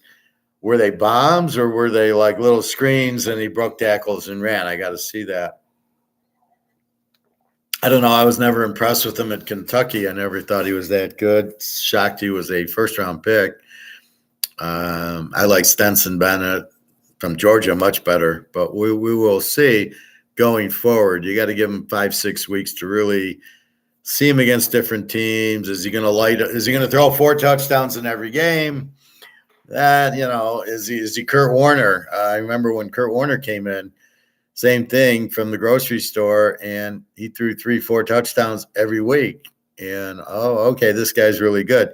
So we got to watch him against a good defensive team, a Kansas City, a Baltimore, the Niners, even Dallas, to really get a feel of what he is. But, yeah, he looked good yesterday, but it was Atlanta. Will Will Levis really did shock me yesterday because his IQ and great arm strength. Well, yeah, Josh Allen's got great arm strength. Can't hit the broadside of a barn, though, and he doesn't win big games. So we'll see this week. We got Buffalo and Cincinnati in Cincinnati. And we'll see, just like the playoffs last year. Cincinnati won, 27-10. Josh Allen failed to show up, but he's got a big arm. Well, let's see this week when they play Cincinnati. My money's on Burrow. Burrow is a superstar. Josh Allen isn't.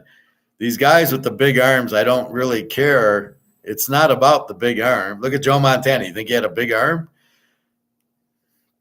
He won 4 Super Bowls with no interceptions, though. It's not the arm strength. It's like the Joe Montana IQ. And that's what you're really looking for. I just want to check my email.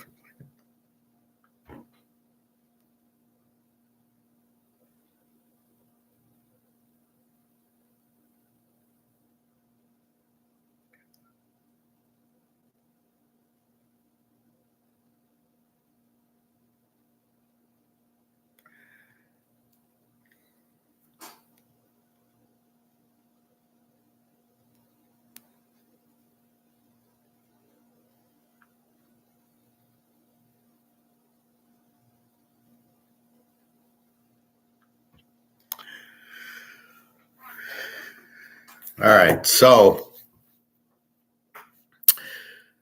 Bills' defense is weak. Well, Von Miller's back. The Milano guy's out, but so what? Name a team that doesn't have injuries. Phillies is weak because the defensive coordinator left. They got half the Georgia defense. They should be shutting everybody out. Okay, it was one game. The grocery store guy beat Oakland. Looked good the first week. Didn't look good yesterday. Once they have tape on you, then they know what you can do, and then they know how to defend you. So let's see Willis next week. I wouldn't be all excited betting on him like he's Joe Montana. But arm strength isn't the key to a quarterback. It's his reading the defense, knowing where to go with the ball before he hikes it, and just being smart with the ball.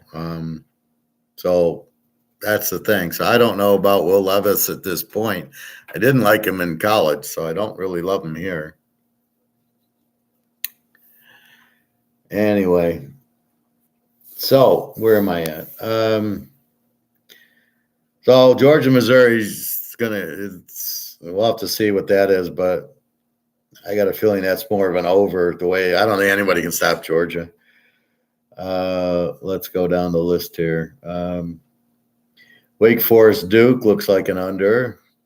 Both low-scoring teams. We know Duke, Riley Leonard. Even when I'm looking at his stats, he's only 3 touchdowns and 3 interceptions. It's not like he's 20-2, but he's a good quarterback.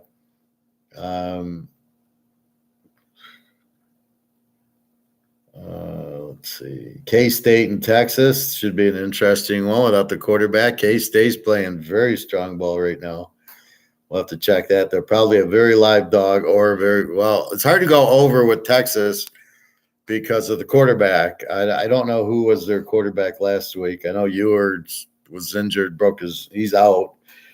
So we'll have to see. But Kansas State is probably an under game because Kansas State's got a really strong defense normally. They run the ball. Texas, they're gonna run the ball. So I think this is more of an under. Well, we got to see what the line is. Tennessee over Connecticut. What the fuck is this game going? They're playing Connecticut in the middle of the SEC. Tennessee should kill them. Indiana, Wisconsin. How do you bet this game? I mean, Wisconsin, no quarterback, no offense at all.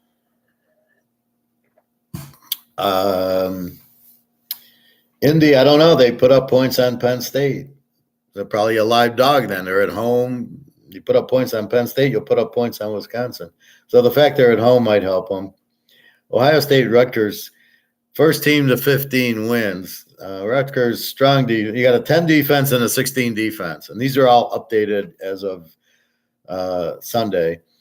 Ohio State really doesn't do much. Rutgers strong running, as we saw. Their quarterback throws a lot of picks, a little too many, but this should be a low-scoring game. Nebraska MSU. This could be a lock. I mean, Nebraska is playing good. Michigan State can't beat a high school team. I don't know. Nebraska 18 defense. Michigan State's 28, just falling apart. A lot of injuries. As I say, there's 14 guys out. Same thing with Wisconsin. And then the coach leaves and the new one's in, and it's not his players. And very hard. I mean, they couldn't handle Minnesota. I mean, they're not. This is against Nebraska. I just think Nebraska.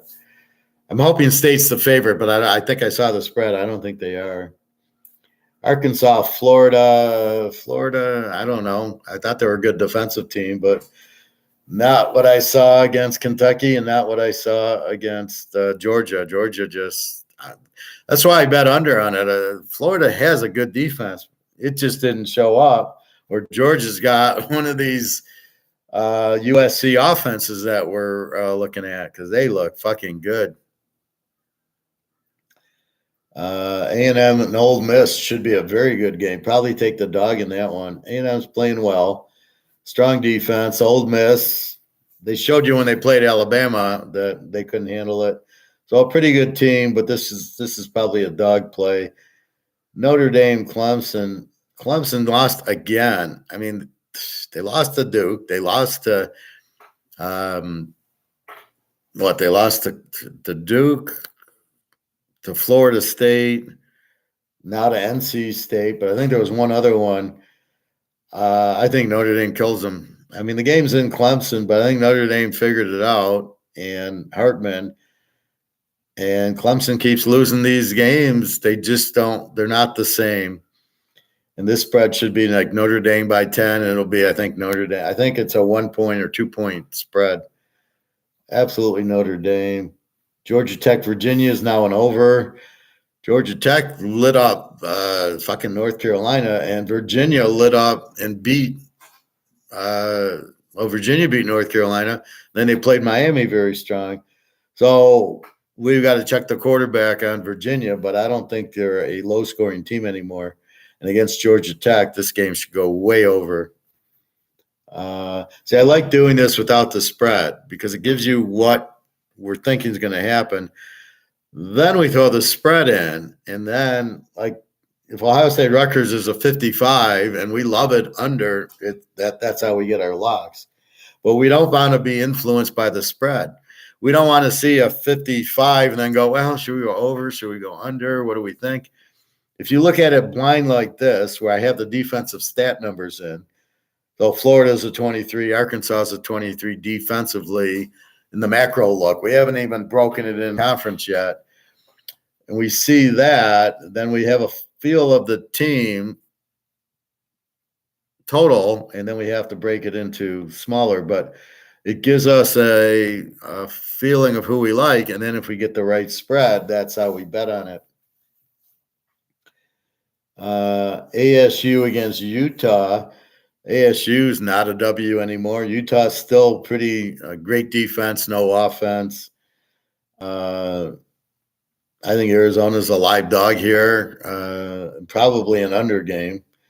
I think Utah dominates them. They got a great defense. I can't imagine this guy doesn't have a quarterback. He said he didn't recruit anybody on the portal because he thought Rising would be available because he thought he'd be available for the Florida game. So this doctor, I'd be suing this doctor. He'd never work again. So all they got to do is go to the Utah orthopedic surgeon, look at Rising's knee. Is it okay? Okay.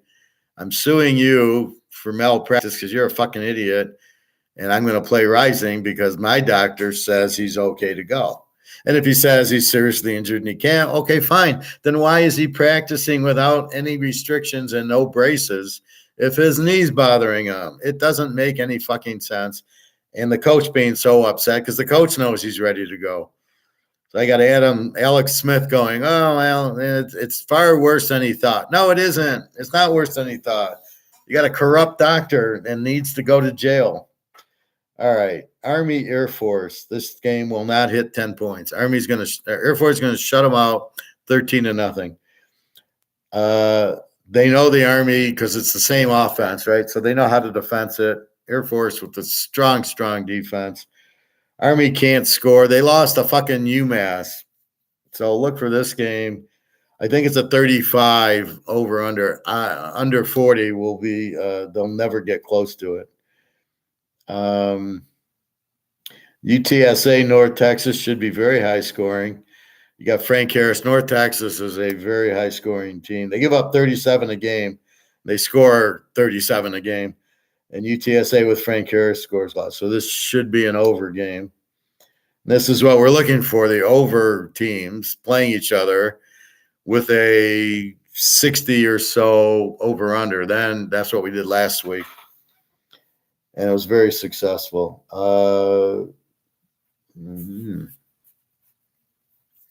UCF Cincinnati, another Big 12 matchup. They're in the Big 12 now, right? UCF's an over. Cincinnati's not scoring as much as the others. Both kind of 30 defenses, so probably another over game. We got to get the right number, though, for the Cincinnati. I don't trust as much as I do UCF. Kansas. Florida State, Pitt. Florida State should just keep rolling. Pitt got annihilated by it. It was like they fumbled a kickoff. The guy fumbled a kickoff or a punt, and it was a touchdown. And it was like Notre Dame was pick-sixing them, and so that's how you get all the points. Unfortunately, they didn't do that against Ohio State when we really needed it. I think Florida State kills them. I mean, they're playing well. Pitt just terrible. Again, you might get bad weather. Florida State's a warm team. It's at Pitt. We'll see. Penn State, Maryland, two A teams that I doubt Maryland's an A team. Penn State, I don't know. They're still licking their wounds from the Ohio State game. I think Penn State beats them pretty good. It's at Maryland. Tulane against East Carr. I think Tulane kills them. Tulane's the A team in the conference. East Carr's a W, gives up 26. So I think Tulane, being the A team, I love their quarterback, Bren. They should be, we got to see the spread. Louisville, Virginia Tech. This is going to be a hell of a game. Virginia Tech's been scoring. Louisville's been playing some good defense. Again, I think Virginia Tech's a live dog because Louisville just played Notre Dame, and now they played Duke, and they got the wins against the hard defensive teams. But I think Virginia Tech can score on them. They got a better offense. Iowa, Northwestern. How the hell? I think Iowa's favored in this game. How can they be favored? Northwestern went to a passing offense. They throw like 50 times a game. So they figured they can't run. So they're probably just doing these little swings and slants and getting 5 yards as if it was a running game. Iowa has no offense. Their quarterback's out, McNamara. They're not as good on the road. If I can get more than 10, I like Northwestern here because they are scoring. Illinois, Minnesota. God, really? Tough one to call. Minnesota's playing better, but I hate their quarterback. And Illinois, I don't like their quarterback either. And you got Humpty Dumpty. He's going to have a stroke on the sidelines anytime. So tough one to call. Houston, Baylor. I got to see what's wrong with Baylor. This should be a lock over. Houston, the over team. Baylor is not scoring, but they had shape in their quarterback out. Now he's back, but they didn't. They played Iowa State, which I can't figure out, 30-18. So I got to, what the hell happened there? Although Iowa normally has a good defense. So we've got to look at that. But this should be an over if Shapen's playing and everything, and he just had a bad day or whatever against Iowa State's defense. But Houston's got a 33 defense, Baylor at 30. Again, it's skewed because Shapen was out 4 or 5 games. Now that he's back, they're a much stronger offense. We talked about Oklahoma State. I think it's a 7-point spread. I love Oklahoma State in 13. The way they're playing, Oklahoma lost to Kansas. They ain't gonna win this game either. We talked Missouri, Georgia, Hawaii, Nevada. I'm scratching my. This should go over, but how did Hawaii get shut out with that offense? So I'm kind of confused there. Nevada, a Z team that gives up 32. So neither team. Hawaii, I think, has a better offense than their stats. And then I'm not sure with Nevada. Part of it is they played USC and lost 73-0. So they're kind of scarred, but they did play Kansas pretty good. So I think this goes over. Cal and Oregon. Oh, I love this over. Cal gives up 33 a game, but as we see the last 2 or 3 games, they're scoring 50 points a game. Oregon, an A team, but let's go to the Washington game. Oregon with like a 14 defense, Washington with a 17 defense. I'm scared to go over, so I play the dog. I get Oregon at 9. I win it, but they give up 30-some points to Washington. So here's where you really got to figure out, does the 16 defense on Oregon really look good? Forget the Utah game. They don't have the offense to really bother Oregon. Cal does. And if this over-under is somewhere in the 50s, this is a strong overplay. It's a strong Cal play, but Oregon's so strong at home, you got to be careful going against them. However, over, yeah, they score a lot, but Cal's going to score a lot in this game. So let's see what the over is, and if it's somewhere in the 50s, this is going over that. Again, if they play Washington to a 69, this is going to a 69 at least. Cal can score, and they don't really have a good defense. So it's how strong is Oregon's defense, and that's okay.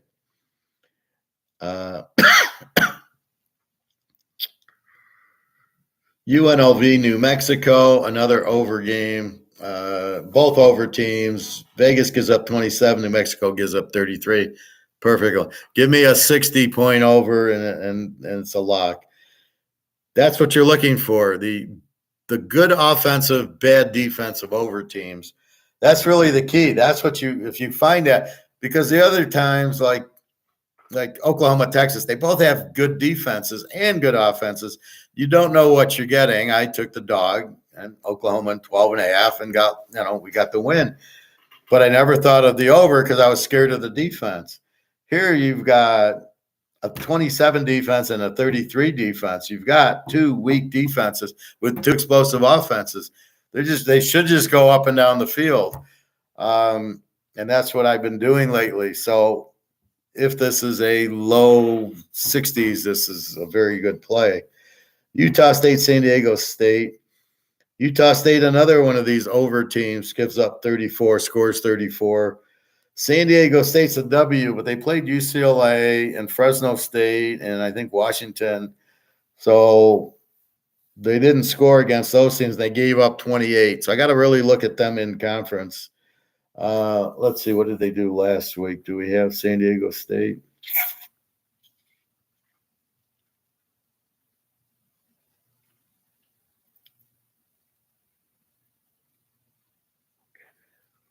I don't see them. San Jose State. Let's go to week 8. San Diego State. They lost 6-0 to Nevada, so I don't know what you make out of that. How did they get shut out by Nevada? Wow. Nevada gives up 40 points a game. Something didn't make sense in that one. Then I'm looking, UCLA beat Stanford 42-7. So Stanford doesn't score against the good defense, and now we've got them against who was I talking about Stanford with?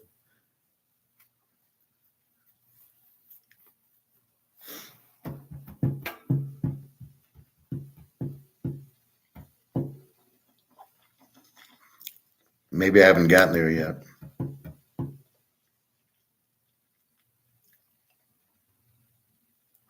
Oh, I was just probably when I was talking. Yeah, they don't play this week. So that's what's confusing. They lose to UCLA 42-7 with a very strong defense. And then here they play Washington 42-33.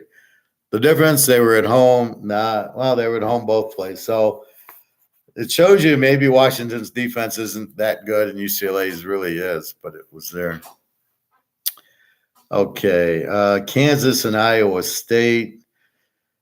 I think they've given us a blessing that Iowa State's favored in the game.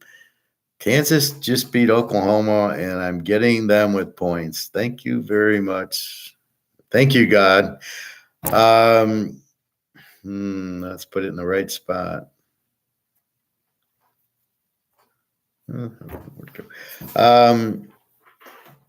Iowa State's a good team, but they don't score that much. And if Kansas can light up Oklahoma, and let's not forget, Oklahoma's a 19 defense. They put up 39 on them. Iowa State is a 20 defense, but you can see they've been having problems. I've been betting them under, and I won a few, and then they disappeared on me. There's no way they're going to beat Kansas. I mean, I'm not worried about Kansas being flat for some reason. I'm like, they beat Oklahoma. Now they know they can win, and look for them to keep going. They did lose to Texas like 70-20 or something like that. I don't know. It was a pretty high scoring game to Texas. So I think maybe that was Iowa State. I don't know. But Kansas, excellent team. Love their quarterback. Love the coach. Very good offensive team. Washington and USC. I'm just going to circle over. It's USC.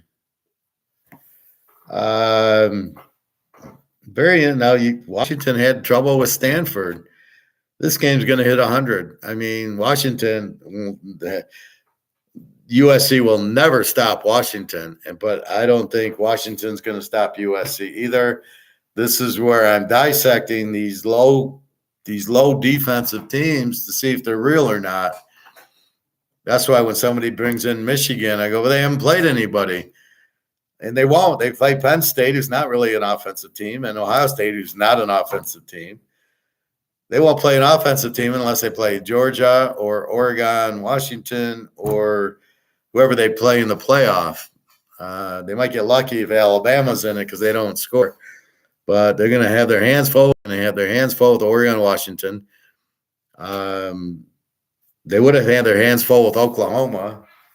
These are really strong offensive teams that Michigan hasn't seen, so we don't know. It's amazing. It's fucking week 10, and we don't have any clue on Michigan's defense. Just that they beat a lot of bad teams without offenses. I think the best offensive team they played, UNLV, right? Washington, USC, this is so over. It's over. SMU, Rice. Rice just played a good game against Tulane, who's an A team, and here's SMU, an A team. Again, I like probably the over or the dog here. We've got a lot of game. We got page 2 here. It's been one page until now. Everybody's playing.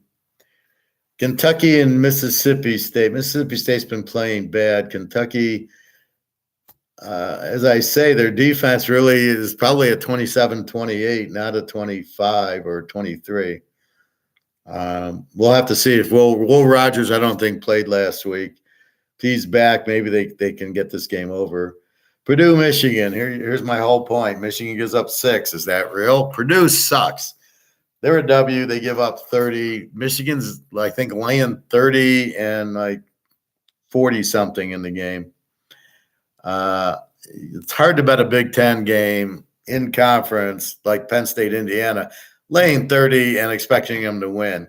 It just doesn't happen in conference. I think possibly over. I got to see what it is.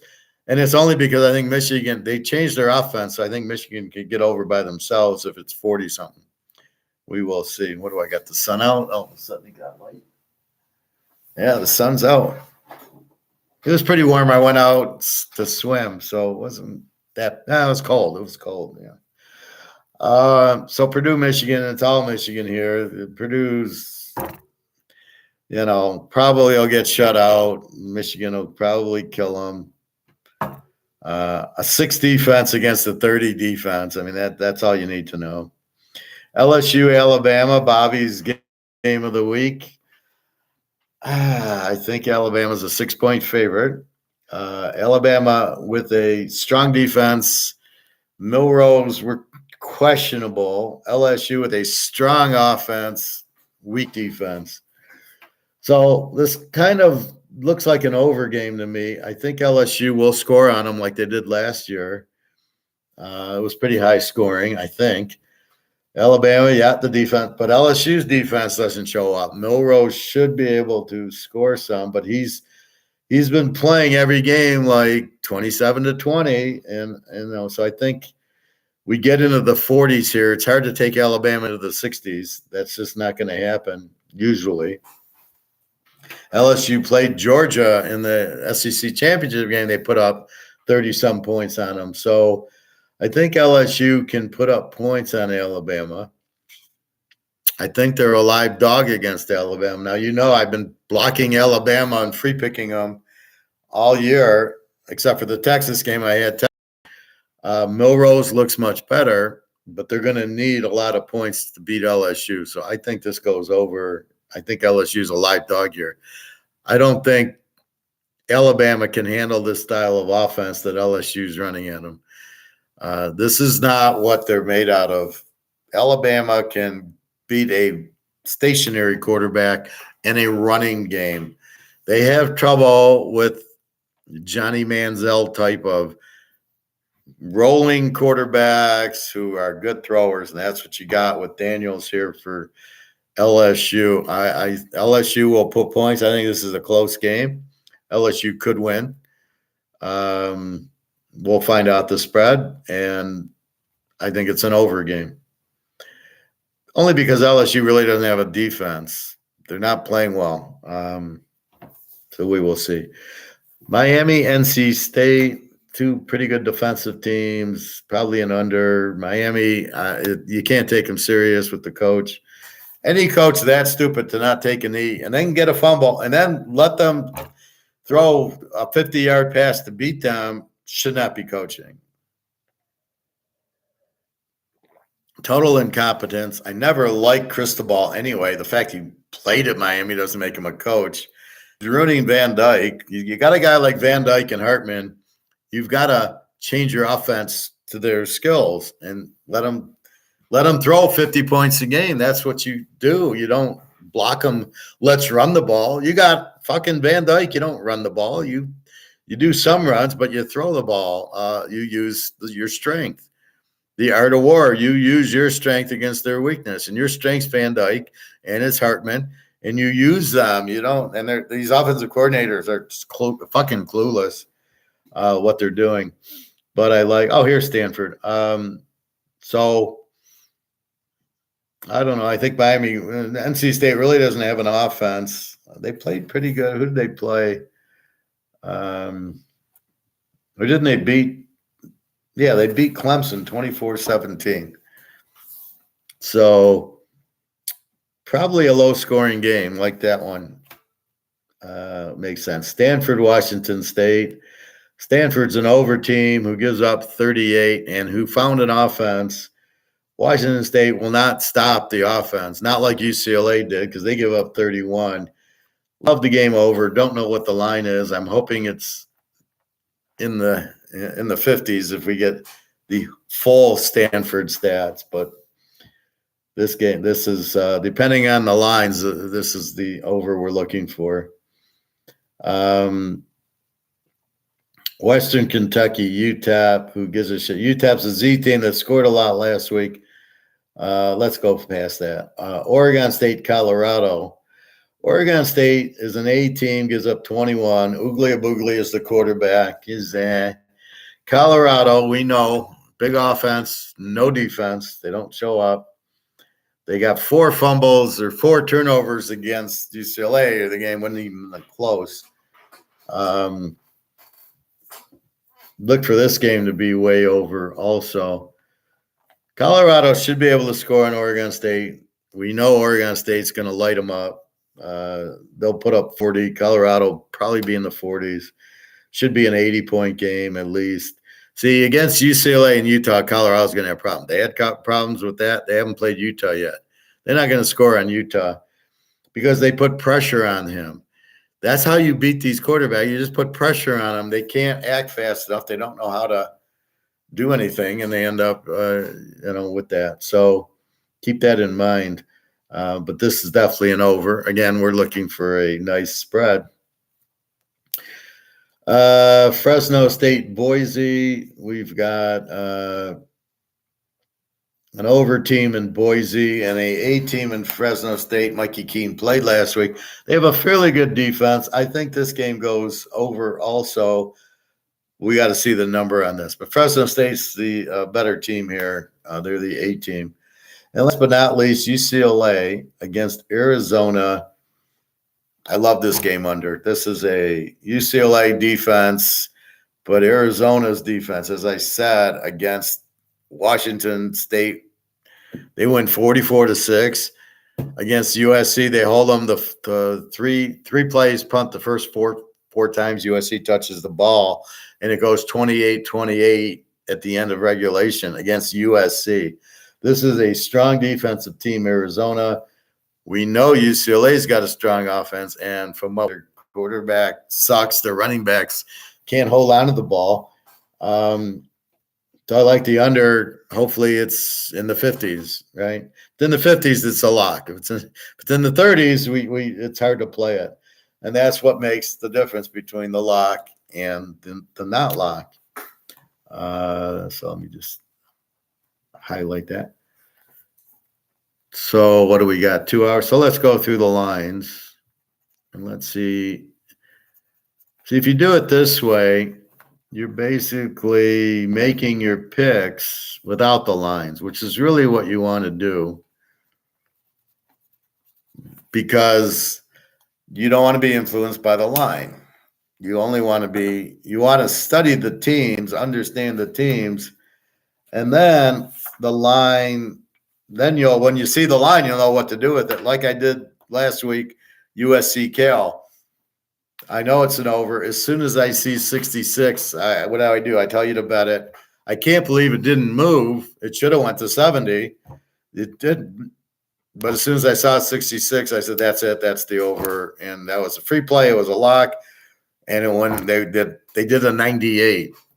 So that's what you're looking for, is that soft spread that you got with 2 over teams that neither of them could stop the win, but both in that game, they were both going to go. Well, we'll just go through all the lines.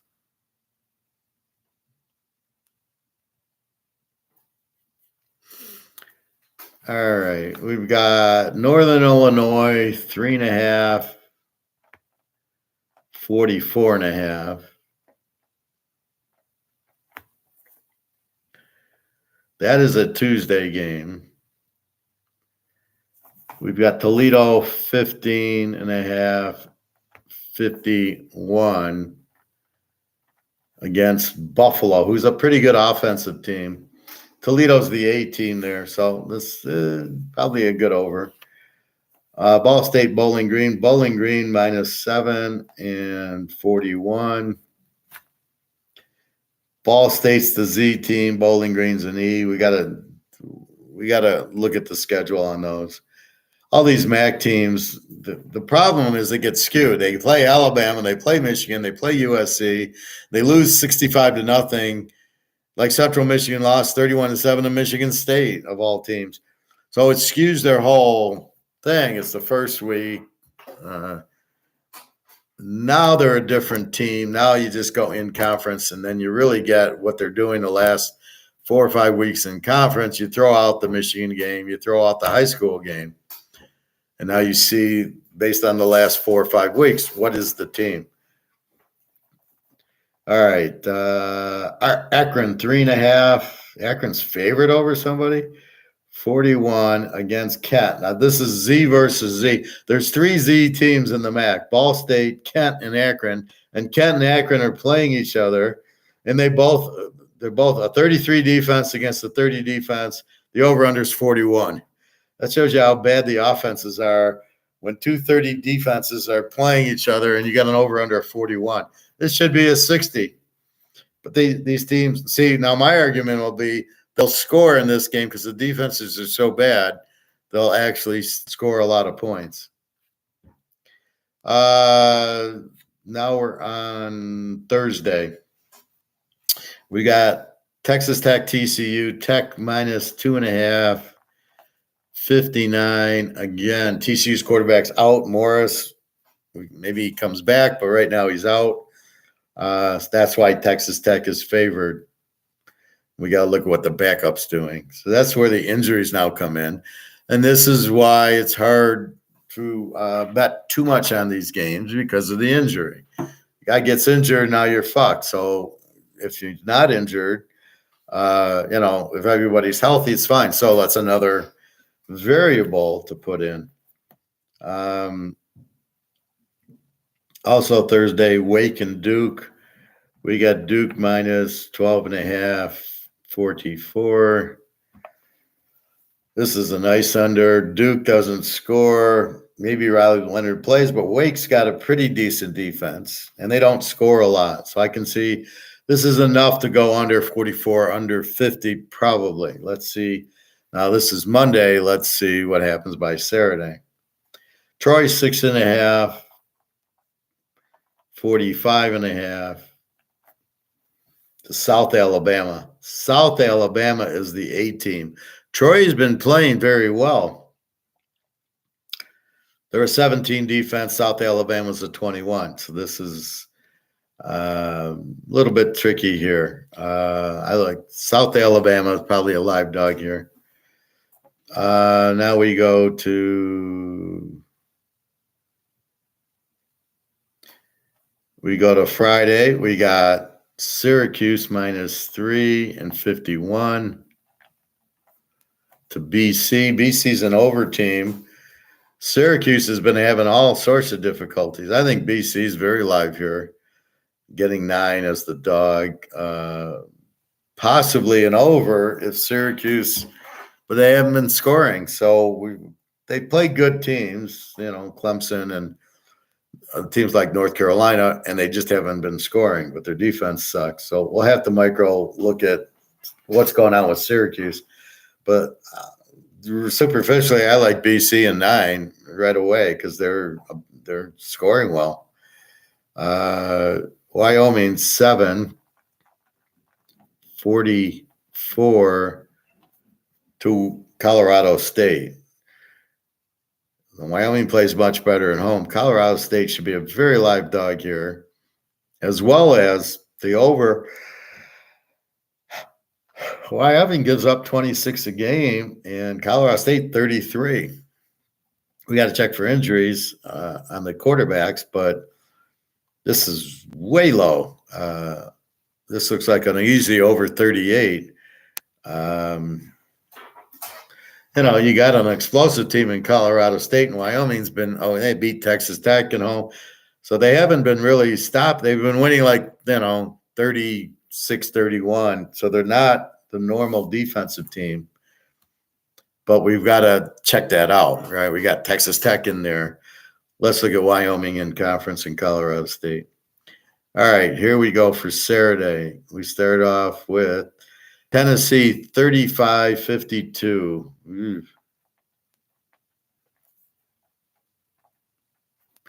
35-52 to UConn. They'll kill UConn. Does UConn score? If UConn can score, we can go over because Tennessee will put up 40. What does UConn do? Tennessee's defense is pretty good at 20, but if you're up 40-3, you bring in your third string in the fourth quarter. Connecticut maybe scores that way. 52 is a low number, I think, here. Wisconsin, 8.5, 43.5. To Indiana. I don't know how Wisconsin can cover 8.5. Mordecai's out. They're going to run the ball in Indiana. Indiana scored on Penn State pretty good. I think Indiana's a pretty live dog here at home. Wisconsin, a lot of players injured, and they just played Penn State pretty good. So, okay, I played a good team in Penn State. I played pretty well. Here comes another good team, Wisconsin. Well, I just played Penn State. So I think Indiana's a good – put it this way. I don't think I'd want Wisconsin minus 2.5, which is an option. I don't think I trust them without their quarterback. South Carolina, 14.5, 54 to Jacksonville State.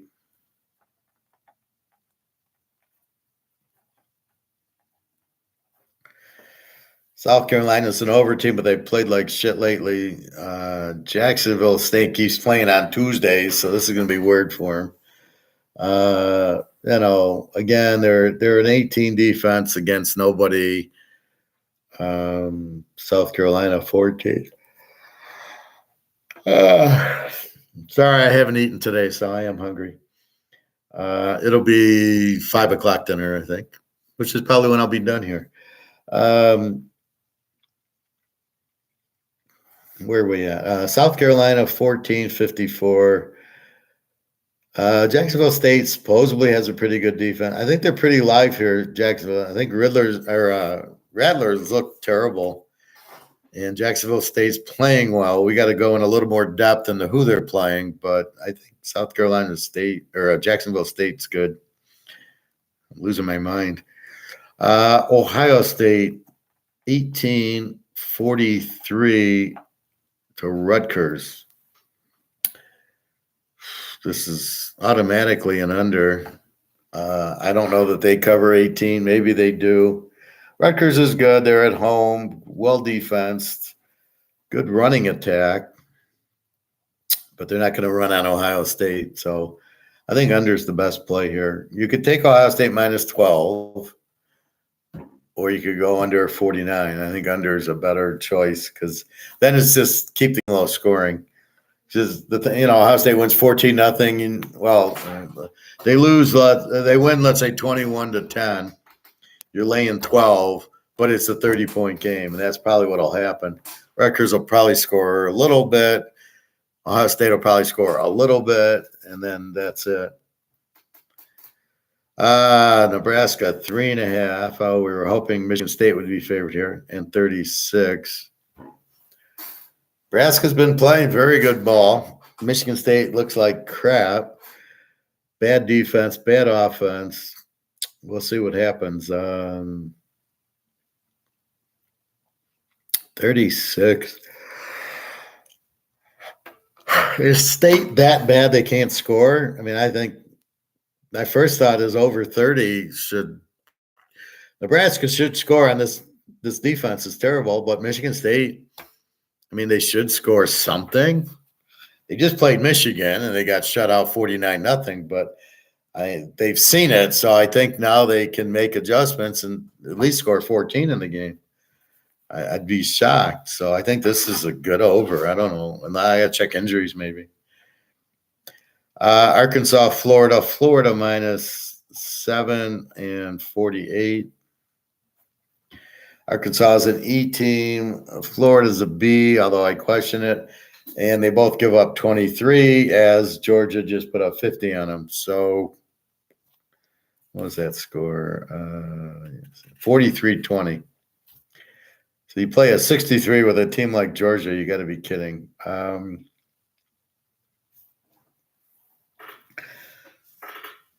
I would think this is an over team. I don't buy their defense. I like Jefferson. Florida can put up 20 on Georgia. They can put up 25, 30 on Arkansas. Arkansas can score. Arkansas is having a bad year, even with Jefferson. They're missing things. They must have a new coordinator. They don't look well, but we'll see what it is. Here's me. A&M, Ole Miss, 4.5, 54 to A&M.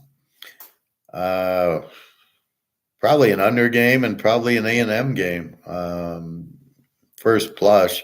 A&M can score, but I think their defense and Ole Miss's defense keep this game under. Texas, Kansas State. Texas minus 5.5, 52. Bet you're under. This is both teams with a 16 defense. Both teams are going to want to run. I can't imagine Texas without their quarterback just going back to throw on Kansas State. That ain't going to work. Kansas State, very good team. Texas, very good team. They play them very good, Kansas State. I think it's just the only way you can play is A. So, excuse me. But I think this is a lower scoring game. Texas, strong defense. Kansas State, strong defense. Notre Dame, 345.5 over Clemson. Oh, my God. Wow, you got to love Notre Dame getting 3 points. At Clemson, fine.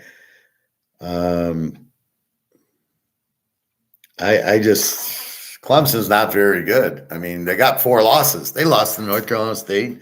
They got killed by Duke, 28-7. They're not going to be able to move on Notre Dame's defense. Notre Dame probably an under game, I would think. 2 good defenses. Notre Dame's got a 15 defense. Clemson ain't doing shit here. With Hartman, I think it's the difference. So I like Notre Dame with Hartman as well as the under. So Notre Dame can win 21-7. Wouldn't surprise me. Virginia, 2.5, 54 to Georgia Tech. Oh my God, I love the over here. Wow, that's it. We got a 54. We got a Georgia Tech team that scores a ton and gives up 31. We got a Virginia team who didn't score until last week when all of a sudden they figured it out. Where is that score?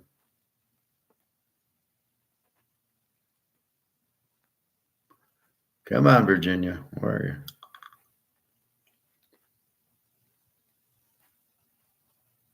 So Georgia Tech beats North Carolina 46-42. Now, what did Virginia do? They beat somebody. Yeah, they played Miami 29-26, a 55. And then against the weaker team, they beat North Carolina 31-27. So they played a 58. So put up 31 on North Carolina. And then they put up a 26 on Miami, lost 29-26. And now we've got them as a 54 to Georgia Tech, who's like North Carolina. No defense. Virginia probably must get into the 20s, and Georgia Tech will get into probably the 40s. All we need is 48 here. Are you kidding me? With Georgia Tech's offense, we just hope it ain't a Miami repeat performance. But yeah, this should be over, and it's a nice low 54. That's what we're looking for. The over teams and give me a 50. Instead of going to the obvious over, well, go to USC, but you got to lay 80 points. And I think I saw that. Somebody's 75, I think. Navy, 741.5.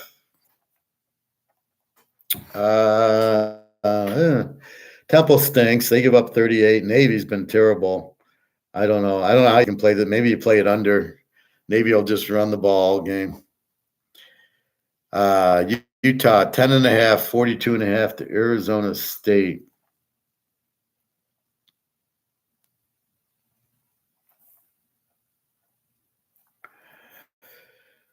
I don't know how in the state. Yeah, this should be very low scoring. Uh, Honestly, don't see them covering that, but I do see the under. Arizona State's not that bad. They won't score much on Utah, but Utah won't score much on them. They're a 26 defense. So I'll look for a lower scoring game, 42, 48. It's good, but not great. Here we go. The Air Force, 18 and a half, 35 to Army. Yeah, this is low scoring. I mean, this won't get into the 20s. They're going to shut out Army, and Air Force will score. You just hope Air Force don't. Well, you got 41, so you just hope Air Force stops at 41 in the game. They're a very good team. They're the A team. I would bet them, but now they're laying 18. Do I lay 12 or 9.5, 60 to Arkansas State? Arkansas State's terrible. Lou Lafayette, as I pointed out, which I don't know if anybody got, but they beat South Alabama 33-20 as a 11-point dog at South Alabama, who's a team, and they just put up 33 on them. Their quarterback, Woolbridge, was injured, so must have found a new quarterback or he came back. But to put up 33 on a 19 defense of South Alabama is impressive. Now we've got them against Arkansas State, who's a terrible team. They're a W, and they give up 34 a game. So look for Lou Loft to put up some points. The problem with do we take Arkansas State? They don't score that much. So at the over-under 60, we don't know what we're going to get. Arkansas State, Lou Loft should score a lot. We don't know if Arkansas State's going to score. They're a W. Lou Loft's not a great defensive team. Hard to say. We'll get back to it. It's only Monday. Memphis, 13.5, 66.5.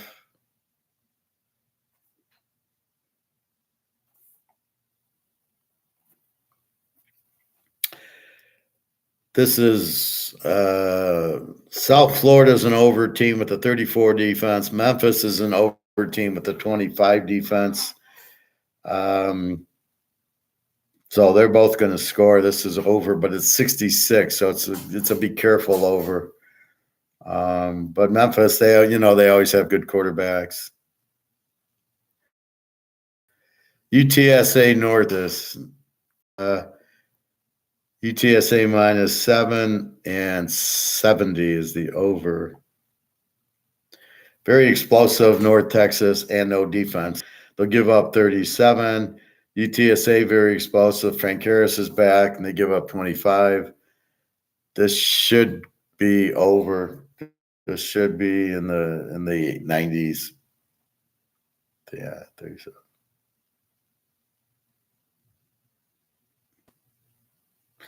Okay. My body needs food, so I'm fighting it. Florida Atlantic, 2.5, 59 to UAB. Team. Florida Atlantic's an E team. UAB gives up 38 a point. 38. Their defense gives up 38 points a game. Florida Atlantic gives up 24, but they've had quarterback issues. We'll have to see. I think this is a UAB and an over. We'll have to see. Again, that's superficial first look. We haven't checked injuries yet. Coastal Carolina, 1.5, 51 to Old Dominion. Old D's pretty good. They're an E team. Coastal Carolina, we got to check on McCall. He might have played. They put up a lot of points last week, which I can't imagine was the backup, but we'll have to see. I like McCall, but let's see what this second teamer is. So it's hard to bet it now. UCF, 4.5, 58 to Cincinnati. UCF over team gives up 30. Cincinnati is an E team, gives up 28, which means they score about 24 a game. So the difference is UCF puts up 30, 32, and Cincinnati puts up like 27, 20, 26, 27. Is that really a big deal? I don't know. Over under of 58 is very, very reachable for these teams at Cincinnati. So check the injuries. This looks like a good over. Florida State and Pitt. Florida State minus 21 and 50 to Pittsburgh, who got beat by Notre Dame 300 to 3. Did they score?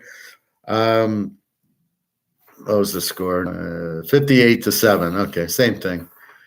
Florida State, top two teams, 21 they're in an 18 defense. Pitt's a 28 defense, so you think they're a good defensive team. They're not. They give up 28. Pitt's a weak offense, as you saw from the Notre Dame game. I think Florida State kills them here. I'm not fucking with the over-under because Florida State could shut them out. But I don't want to play the game under, so all Florida State. And here we go to Penn State, 11.5, 50.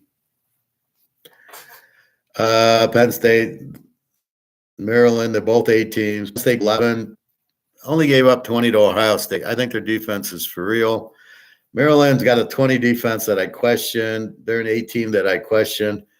I think this is an under 56, maybe. I think they'll kick some field goals against Penn State. I think Penn State scores a little bit. 24-20, maybe 24-17. I think. I don't know. I don't pick the scores like I do in the pros. Too many games.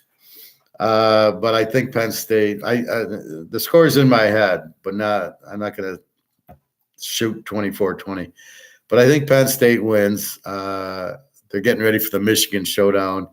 They have to win. They lost to Ohio State, so look for them to minus the 5 or the under. We'll have to check Maryland.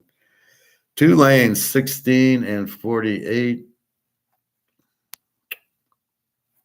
to East Carr. East Carr sucks. They're a W with the 26 defense. However, they did play Michigan and lose 35 to 3. Making them look like a worse offense than they are, maybe. Tulane, very strong team, an A team, love their quarterback, give up 20 a game. Lane, 16. We'll have to see. This looks like a Tulane play, Lane 10, but we got to check out East Carr. If they're that good, we go over. It's only 48, but we'll have to see. VTech, Louisville minus 10 and 48 against Vita. VTech's very strong here. A 23 defense. Louisville's got an 18. We saw you can't really take the Duke game. I don't know if Riley Leonard was there and playing, then that's what hurt them, and they didn't really get inside the red zone. Good defensive team. We'll have to check out VTech.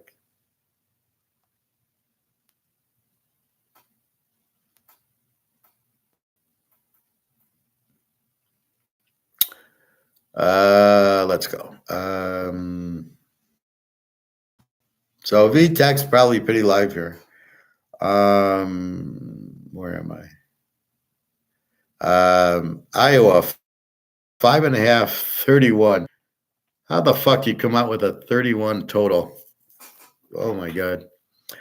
Iowa, we know is an under. We know McNamara's out. They just ran the ball and they beat Wisconsin. Northwestern's been scoring more. They give up 26, but Iowa won't be able to do it. If you got a weak defense, you got to have a good offense, right? If you don't have a good offense, it doesn't matter how bad the defense is. You can't really take advantage of it. 31 over under. Jesus Christ, 31.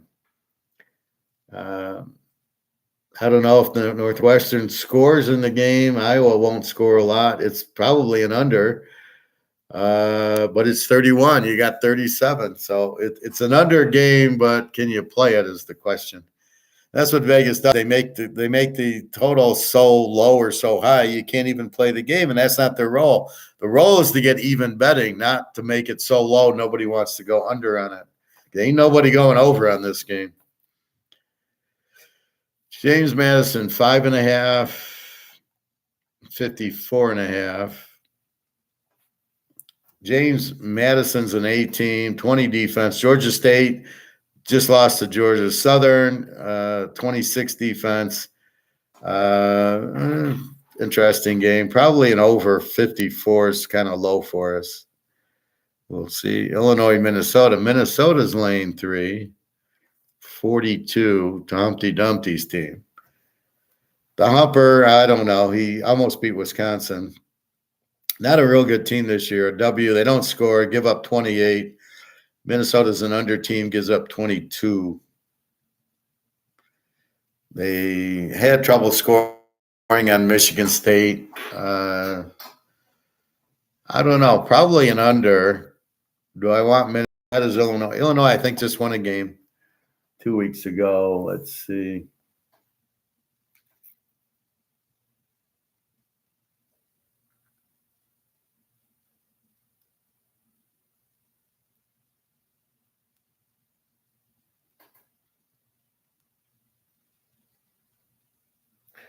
Illinois lost to Wisconsin 25-21. Did they play Saturday? I think they did.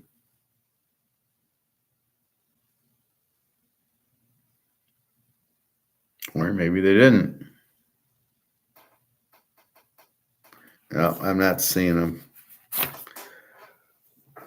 So they blew the Wisconsin game. Minnesota, they just beat Michigan State, who sucks. Illinois is not much better, 42. I'm not getting a feel on this game yet.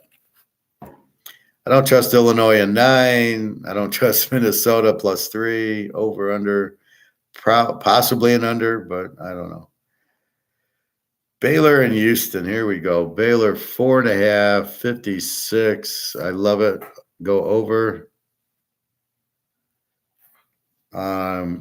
Houston scores. Baylor doesn't, but we got to check. Let's check if Shapen's playing. Maybe he got hurt in the last game. Why they didn't score? No injuries. No injuries. All right. So it might be earlier. This looks like an over.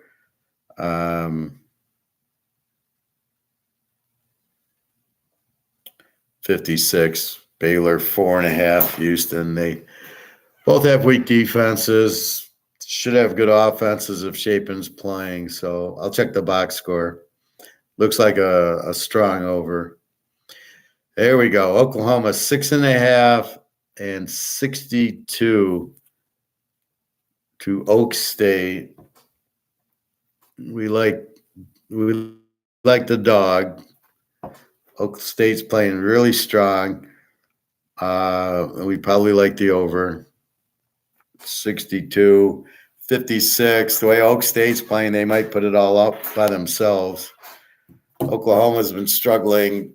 They gave up 39 to Kansas, so hardly a 19. If we look at their last 3 or 4 games, 30 to Texas, 34 here, 29 to UCF, 39 to Kansas.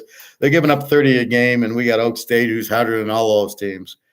And they don't have that. They're not going to stop Oklahoma. They don't have that defense. So look for 62 is – wow. I don't know. Do I want Oak State in 12.5 or over 56? Wow. Georgia, 16.5, 56. This is the be careful game. Missouri is a very strong team. But we saw Georgia against Florida and Kentucky. They just put up a ton. Their offense looks great. Missouri will score on this team. Yeah, this is a strong over. So I'm going Georgia over, where I've always gone Georgia under for the last 3 years. but I'm tired of beating my head against the wall where Georgia puts up a lot of points and my under goes away. And I'm recognizing that Georgia's got a good quarterback and they got a good offense and they power you and their defense is okay. But here, Florida put up 20 on them. So I think their defense is a little bit not as strong as they've been, and their offense is stronger than they've been, which leads to an over. So instead of going under 62 in this game, I think I'm going to go over 50.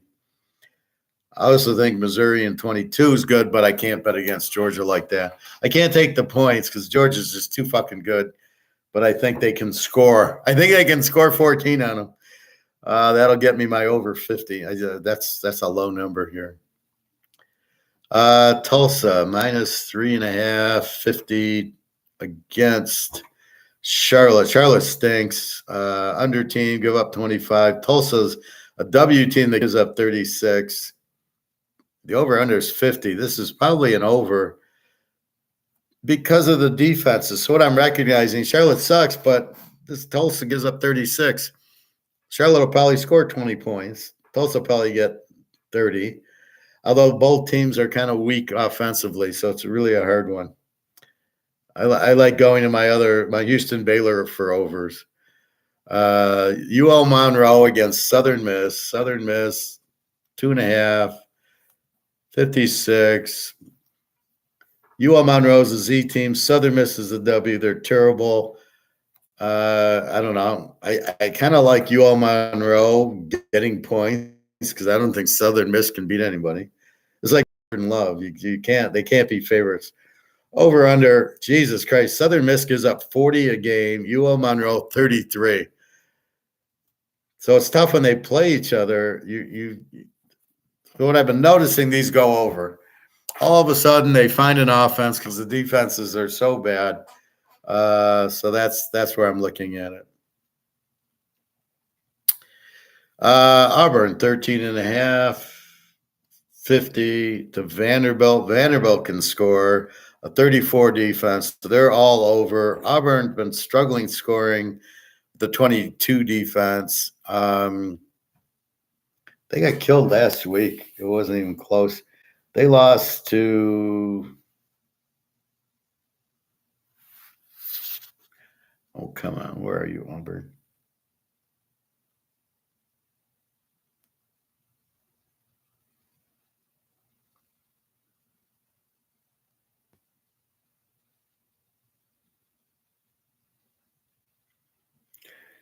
I can't find them. It must have been the week before, so let's look there.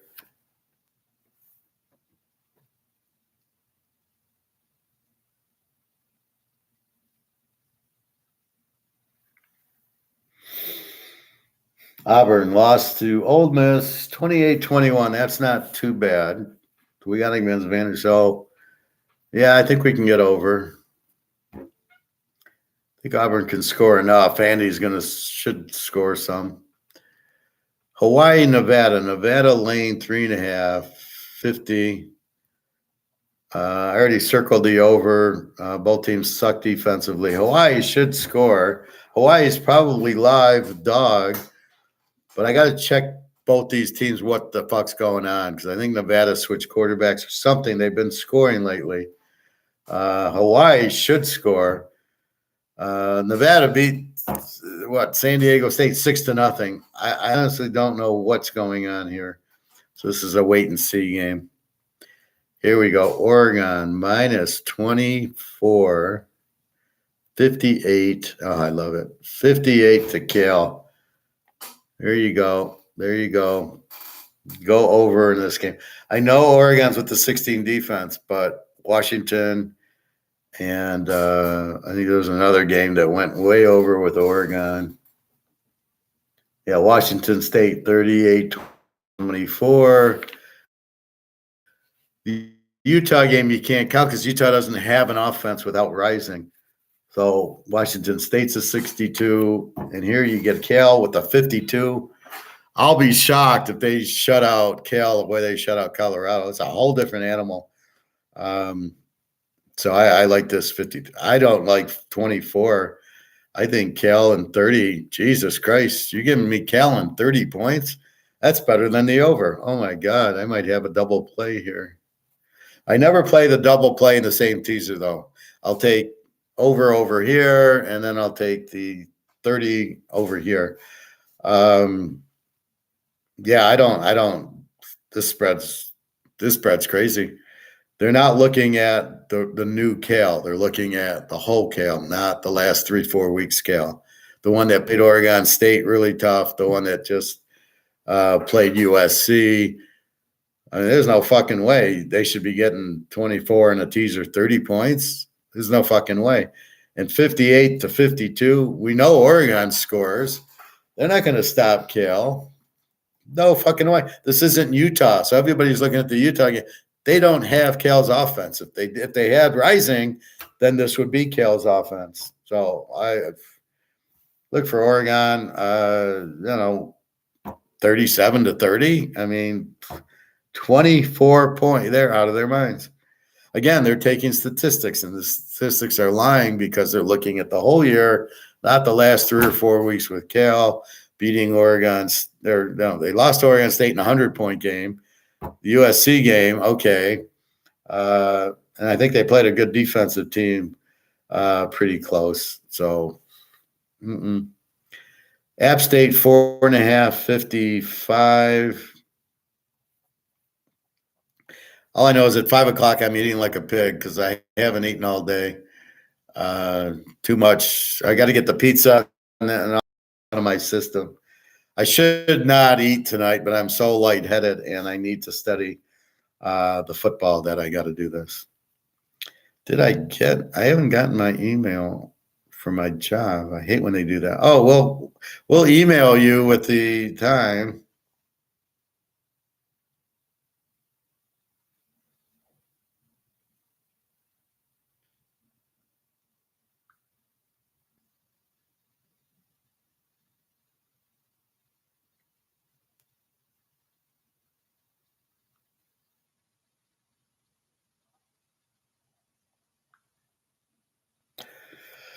All right, App State 4.5, 55.5. Both teams are over. Oh, this is a lovely over.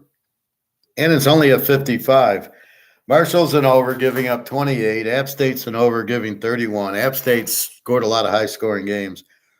And again, it's a 55. This is perfect. The overs in the 50s are that's it. That's what you're looking for. Liberty minus 16, 56. I got over L Tech, and I got an A team in Liberty who's lighting it up. A 27 defense against the 21. I like this game over. Also, Liberty really scores.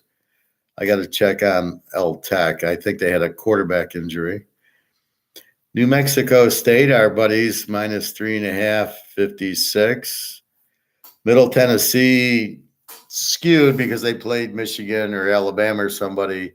Gives up 33 a game. New Mexico State gives up 21. I think New Mexico State's the play here. Do I want to go over 50? New Mexico State will probably score a lot. It's all up to Middle Tennessee. Are they good, bad, ugly? How bad are they? They give up 33, so maybe we just take New Mexico State here. Greg and John, Raiders might upset tonight. That wouldn't surprise me. The Lions aren't any good. I mean, the problem is Oregon is how the fuck did Oakland lose to Chicago last week with the grocery store clerk quarterback? So they get Garoppolo back, and they got the lineman back, whoever that, I can't remember his name. So we will see, but it wouldn't surprise me. Yeah. Vegas, 10.5, 61.5. Oh, I love it. Another over. Both teams are over. Vegas gives up 27. New Mexico gives up 33. This should just be a track meet, 61. very doable. God, we're just getting so many overs. We just got to check the injuries. West Virginia 9. Where's this game? Did I miss this game? Here it is. Oh, they moved it to 7. So West Virginia is minus 951 to BYU. West Virginia at home is a very good team. Both defenses are 27. BYU looked terrible against Texas, so we've got to see what's going on there. No comment yet. Utah State against San Diego State. Utah State minus 2.5, 56. Utah State with a 34 defense. San Diego State with a 28 defense. Got killed by UCLA, but not buried. They're a weak team. I got to check the Hawaii game. We could have another over, but I don't trust San Diego State's offense. So we got to see what's going on with their offense. Utah State would have been a live dog, but they're favored. So we'll have to check into this. Here we go. Iowa State minus 1.5, 54 to Kansas. That is Kansas plus 7.5.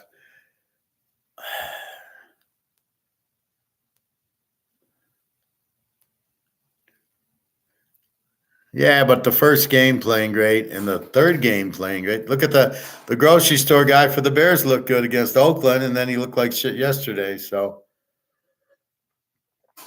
it's the fastball pitcher looks great, and then they figure out he's a fastball pitcher. Then he put all the fastball hitters up, and they hit it. Now it's up to the pitcher to then develop a curveball. And so what you have here is Levis looks good. Now they got film on him. Now they're going to play 2 deep safeties and rush him, and then we'll see what he does. So the first game is very misleading. Once you know what he does, then it's easy to defend him. So let's see what he does after 3 or 4 weeks. Anyway, love Kansas. How are they getting points? I don't know. Thank you, God. Georgia Southern and Texas State. Okay. I don't have a spread on this for some reason. Don't know why. Well, let's go. Georgia State 2.5, 72. But there's no line. It's the open, so I don't know. Washington. Here we go. 4.5. Oh, here we go. 75 against USC. Washington's playing like crap. So look at Washington against Stanford. 42-33. They play a 75 with Stanford. Now they're playing USC, who can't stop anybody. Washington's laying 4.5 and 75. I like Washington here. I mean, really, 4.5. That's it. 75. Again, they're making the number so big. You can't. What are you going to do? Bet over 69? This is what I was talking about. So I don't know, but Washington, they're just going to light it up on them. I mean, they're going to get into the 40s. USC probably gets in. It's probably going to be a 90-point game, like the Cal game. But the difference is Washington's got a good defense. It's a 20 defense. Cal doesn't have that. Cal had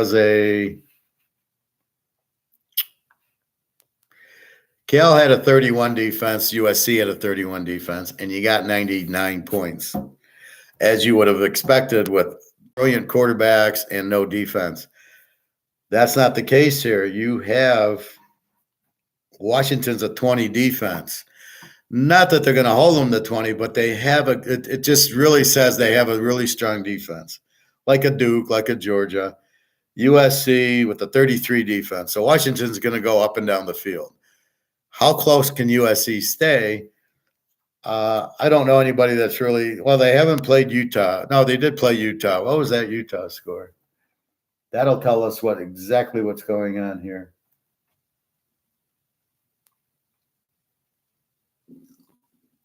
All right. Utah 34, USC 30. They played us 66. with a strong defense. So they put up 32 on Utah. Now, Utah without a quarterback put up 34 on them. So let's give USC 40 points because they did. Let's give them the 32 they did on Utah. Washington's good for 50 in this game. I think Washington is a very good play, getting 1.5 and over 75 makes it a very difficult play, even though they'll get into the 80s. It's still hard. What if there's that go for fourth down, they don't get it? If that happens twice or some turnovers, you're not going to get your 70, your 69. You can have one fourth down where you don't get it at the opponent's 10-yard line. That's an under when you have that. And then you have the interceptions in the end zone, which killed your overs. So with 75, you can have maybe 2 of those. That's it. But I think Washington brings their defense. They're going to pressure. I think Washington wins the game. I think you get 1.5. That's too low. SMU Rice, very good game. SMU 10-58. They're the A team. They give up 14. SMU's been playing excellent. Rice has been playing very good. An over team gives up 28. Over under a 58. You got to go over here. God, there's so many overs. It's unbelievable. Rice will score on them. What did Rice do last week? They played a good team. They played Tulane 30-28. Tulane is an A team that gives up 19, 30-28. And here you got SMU gives up 14. And so 30-28 is a 58. Coincidentally, that's the over here, 58. I think Rice in 16, and I think over 58. Page 2. Old Kentucky, 3.5, 45 to Old Mississippi State. Is Rogers the quarterback playing? If he is, they're an over team. We know Kentucky's not a 25, but a 30, because we went through that with Tennessee last week. The question is Old Mississippi State's quarterback. If Rogers is playing and they're playing their normal game, this is 39's a joke. They give up 26, so Kentucky should score here. Maybe Will Levis will be playing on Kentucky next week. I would think this is an easy over if Mississippi State's quarterback's healthy. Again, what did they do last week? This will tell us. Old Mississippi State. They lost 27-13 to Auburn, who has a fairly decent defense. So they didn't score. They still got a 40 with Auburn. They're at home. They should be able to get a 40 with Kentucky. We got to check out we got to check that box score and what's going on. Purdue and Michigan. Michigan minus 31. Still haven't played a team yet. Over under 48 to Purdue. Purdue gives up 30 a game, not a lot of offense. Michigan, an A team, gives up 6 against high school opponents. Michigan laying 31. If Michigan covers 31, they're going to cover 48 down to 42 in a teaser. I'm scared about going under 54 because I think Purdue can score on them. But the way Michigan's offense is, it's really, I don't know what offense it is. I don't know if it's the SC offense or it's not the Michigan offense. You're doing crosses. It might be the TCU offense, but they're scoring very easily. Guys are wide open. The quarterback's hitting them. So I see Michigan again in the 40s like the Michigan State game. Even by mistake, they're going to put up 40-some points because Purdue can't stop them. Purdue has no defense. Michigan, maybe Purdue's get 7, but even if they don't, we only need 42. I think we still get over. So let's say they shut them out. The way Michigan's playing, they're just going to go up and down the field, score, and still cover the 48. Hopefully we get something from Purdue, but I don't know. There we go, Bobby. Alabama 3.5, 59 to LSU. LSU over team gives up 27. Alabama's an A team, gives up 16. However, they gave up more to Arkansas. They gave up more to Texas A&M. I don't know what they did to Tennessee. What was that score? 34-20 to Tennessee. That's the score I'm looking at. 34-20 to Tennessee's a 54. 59-53. I think they go over with LSU. I think LSU will score on them.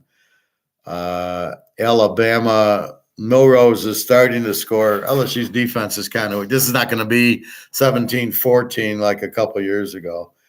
LSU's just too explosive, and Alabama with Milrose is coming on. So I think this game, 53, we need, 28-26. We got 54. This game, somebody's getting in the 30s here, and the other one's getting upper 20. This is definitely a 50 to 60 point game. Go over. Go, Bobby, go. Miami minus 4.5 and 44 to NC State. Probably an under game. NC State's very low scoring. They don't score. They give up 23. Miami's an 18 that gives up 20. The offensive coordinator is a fucking idiot. What's up, Greg and John? You retracted something. Miami NC. So this looks like an under 50. They're going to run the ball more. NC State, pretty good defensively. Just beat Clemson. What was that score? 24-17. 41. Yeah, I see this probably an under. Not a lot of unders this week. A lot of overs. Washington State laying 13.5, 60 to Stanford. This is such the over. I know Stanford statistically is not an over team. Their defense gives up 38. Washington State gives up 31. This is going to be this will be an 80-point game. 60-54. This is nothing. Again, a nice over. Western Kentucky 10.5, 54 to UTEP. Western Kentucky is an over team, gives up 30. UTEP's a Z team, gives up 27. I'm not expecting UTEP to help too much. I think Western Kentucky's good laying, but I got to check UTEP out. Do I like Halloween? Are they playing? Who do they play? Yeah, I like Halloween. Yeah, that's tomorrow, right? It's Devil's Night tonight, right? Yeah, Halloween tomorrow. I like it. I haven't bought candy because I won't give the kids candy, but I'll give them silver dollars. Anybody who knocks on it, I'll give them a silver dollar and blow their minds. Oregon State, Colorado. Oregon State minus 13.5. 62. Love the over here. Colorado, we know, can score. Gives up 35. Oregon State should light them up. Their defense is okay. I think Colorado at home can put up some points like California did. California played Oregon State to 100, so should be the same. Washington State, Stanford, 13.5. Probably a good Stanford play the way they've been playing. I don't think Washington State's going to slow them, but I think the over is even better. Colorado here, I don't know. I like the over better than taking Colorado 19. Fresno State, 3.5, 54 to Boise. Boise's an over. Fresno State's the A. As long as Mikey Keene plays, I think Fresno State wins. Do I care about over or under? Probably an over. And last but not least, UCLA's minus 1.5. 54 to Arizona. I love this game under. Wow. Seriously, with these two defenses, 54, I go under 60. Wow. What a week. There's so many over-unders that are just so, appealing. This is my struggle, right? So I analyze, I get 20 games that I could go between. there's a few that I could actually bet on, but most of them are over-unders. I mean, like, I can take Oak State, but then like Oregon Cal, I'm going to go over, or I can take Kansas, Washington, USC. I could take Washington, or I don't know how you play over 75. I don't know how they list the 75. That's fucking ridiculous. All right. Did we do pro lines, or are we skipping that till tomorrow? No, we did the pros. All right. We'll digest the pros more after I pull the data in. Silver dollars for the kids. Yeah, but the kids won't know what they are. They think they're chocolate, and they'll try to eat them.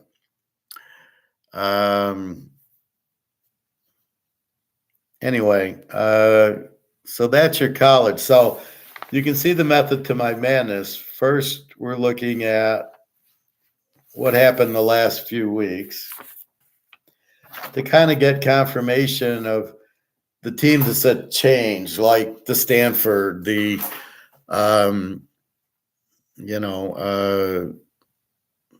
Oak State, Kansas, Oklahoma. So you're seeing what's going on with these teams and going, wow, look at the changes happening. Look at Arizona. Look at, Cal. All of a sudden, they're totally different teams. So next thing I do is go back in and look at well, I don't have to do it with Cal or Oak State. I know their last 4 games. But some of the littler ones, VTech Louisville or Tulane East Car. Is East Car that good or that bad? I keep breaking my chairs. Are they that good or that bad? So you've got to look at that and figure out what's happening the last 4. Because I'm set up for the total, because that's how it pulls from Yahoo. It's total year points for, points against by average. So it says Michigan gives up 6 a game is the whole year. No, Michigan, I don't need to do that for, because I know, because I watch that. So most of the big games like Georgia and Alabama, I don't need to do that for. Even Cal, I don't. Oak State, most of the big ones I've been tracking and know. Tennessee, Kentucky last week. I know what to expect. The Liberty, Louisiana Tech might be a great over, because I know Liberty scores a lot. It's what's L Tech up to. So there's hidden all over the place, but this is unbelievable. It seems like the second row, I got like 10 picks. The first row, a little bit. Or maybe I just didn't circle them. But there's a lot of good games on the docket. I got to check out Colorado State. Wyoming 7 over Colorado State, and they're an over team, which means they'll see, the point with an over team is they'll score for you, usually. The under team might not score for you, and that's really what you're looking at. So if you can get you can get an over team as a dog, that's a good play. What are you giving out, Greg or John? You giving out what, M&Ms or Kit Kats? Where's Bobby? What's Bobby giving out? So yeah, I think everybody likes Halloween, and that is tomorrow. I got to go to the bank tomorrow and make sure I have enough for rent, and which is due. It's due the 1st, but they pull it on the 2nd, and that's it. What else? Gold sitting around 2,000 an ounce. Paper gold. This girl keeps emailing me, the one I blocked on WhatsApp. I just deleted her. Oh, what's wrong? Well, let's see what's wrong. You're doubting my word on gold that you don't know the difference between paper and physical. And that's it. It's a closed door. When I say it's paper gold, that's being done now, and we're waiting for physical, and that's going to go through the roof. It's a closed story. And when it's the global economy, we know it's all paper fiat, which is all going to blow up. We know that. There's no argument there. I'm not here to debate that you think you don't want to buy gold because it doesn't move, when I tell you it's the paper gold that doesn't. The physical gold's much higher. And if you sit there and say, well, the paper price is really supply and demand, you'll be blocked and then you'll be thrown off, because that's absolutely ridiculous. And I don't want false things coming into the classroom. So, you can't, if you want to go there, you're not going to go there with me. I'm not going to allow it. I know it's paper gold. I know what physical gold is. I know it's not at market. I know the physical price is at least $20,000 and 2,000 silver, because it's been suppressed by JP Morgan with these derivatives. I know that. So I don't need a lesson. And the global market is this, and the global, I don't give a fuck, because it's all going to collapse once the gold hits, because the paper is not backed by anything. It's all bullshit. So if you understand the situation of the paper money being worthless, if you understand this is worthless and this is worthless because these assholes print it to death, if you get that concept, that's what's going to happen. Yeah, the global market's going to collapse. The paper universe is going, which is going to leave you with a physical gold universe, which is what BRICS is doing in Russia, going on a gold-backed currency. So we know all that. So it's not an argument. It's not a discussion. I'm telling you, this is what's going to happen. Get ready. Buy your gold and silver. It's a very easy concept that I understand perfectly. It's not an opinion. It's just what I've learned, and I know. That's why I show you Alligator and Egon, to show you, look, they know it too. Not a lot of people know it. Most people are idiots trying to sell you stuff and keep you in stocks because they got dollars. They don't want to lose their dollars. So that's really what it is. So I have no reason to talk to this person or anybody that comes with this point of view, because they're wrong. It's not an opinion.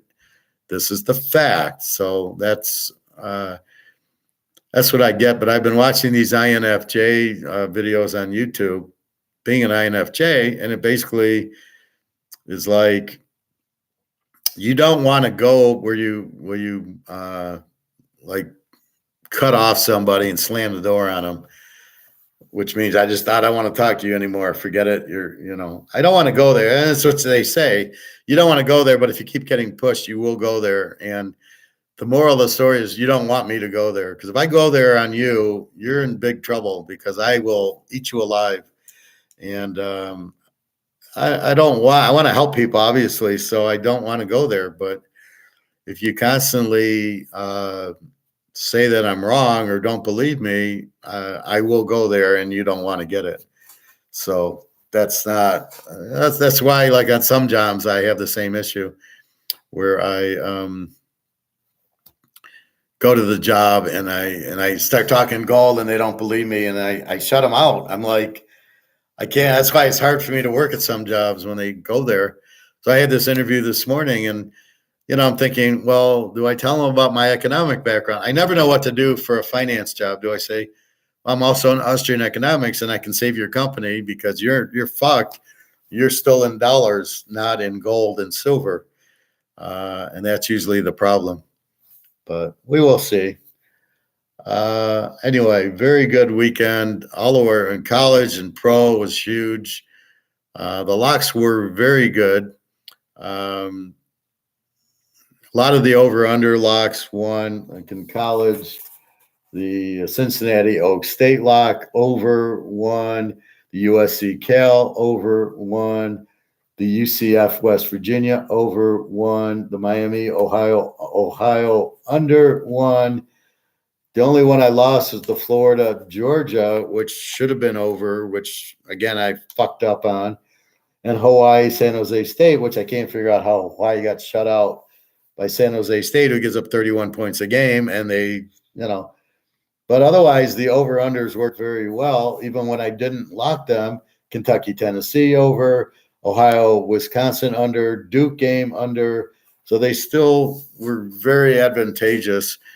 We'll do a little bit more insight, but that's, and then I just pointed out 15 games that should go under very easily. So with that said, I lost a lock in the Cincinnati Buffalo, where Buffalo is a 1.5 favorite. And I said, I better play it now. and I didn't play it. And now Cincinnati's the favorite. Now I have to decide the way Joe Burrow's playing, getting them as a home dog to Buffalo. That's as easy as you can get. Getting a Joe Burrow home dog. Wow. That'd be like getting like San Francisco or Philly as a home dog. I mean, it's just thank you. Anyway, so that's that. Economics, the gold. We're waiting for Putin and the boys to come out with a gold-backed currency. I don't really know what this war in Israel is about. I think it's about to end the Ukraine-Russia war, and this way they have an explanation, right? So I think right now they can't end the Ukraine war probably unless they have an Israeli war. So these idiots can sell weapons to both sides in this war and end the other war, which I'm hoping ends soon so I can get to Russia. But anyway, what else? So we understand free markets, and we understand that that's capitalism, Austrian economics. When I went to school, there was Austrian economics and God, what's the word? I'm so tired. I'm sorry. Classical economics were the same thing. And then there was Keynesian. Basically, Austrian is us doing, we're the market, and Keynesian is the government's the market. And they want to print the money. We want a gold standard, and we want free markets, right? Just leave us alone, free trade, free market. Get out of our here, less regulation, good laws. We want a clean country that we're not babies. We can do what we want, where the Keynesians want to control us. And we've already proven the Keynesians wrong. And I'm looking and I'm seeing all these other, they're just making up economic systems that don't exist. MMT, that's Keynesian. There's another one.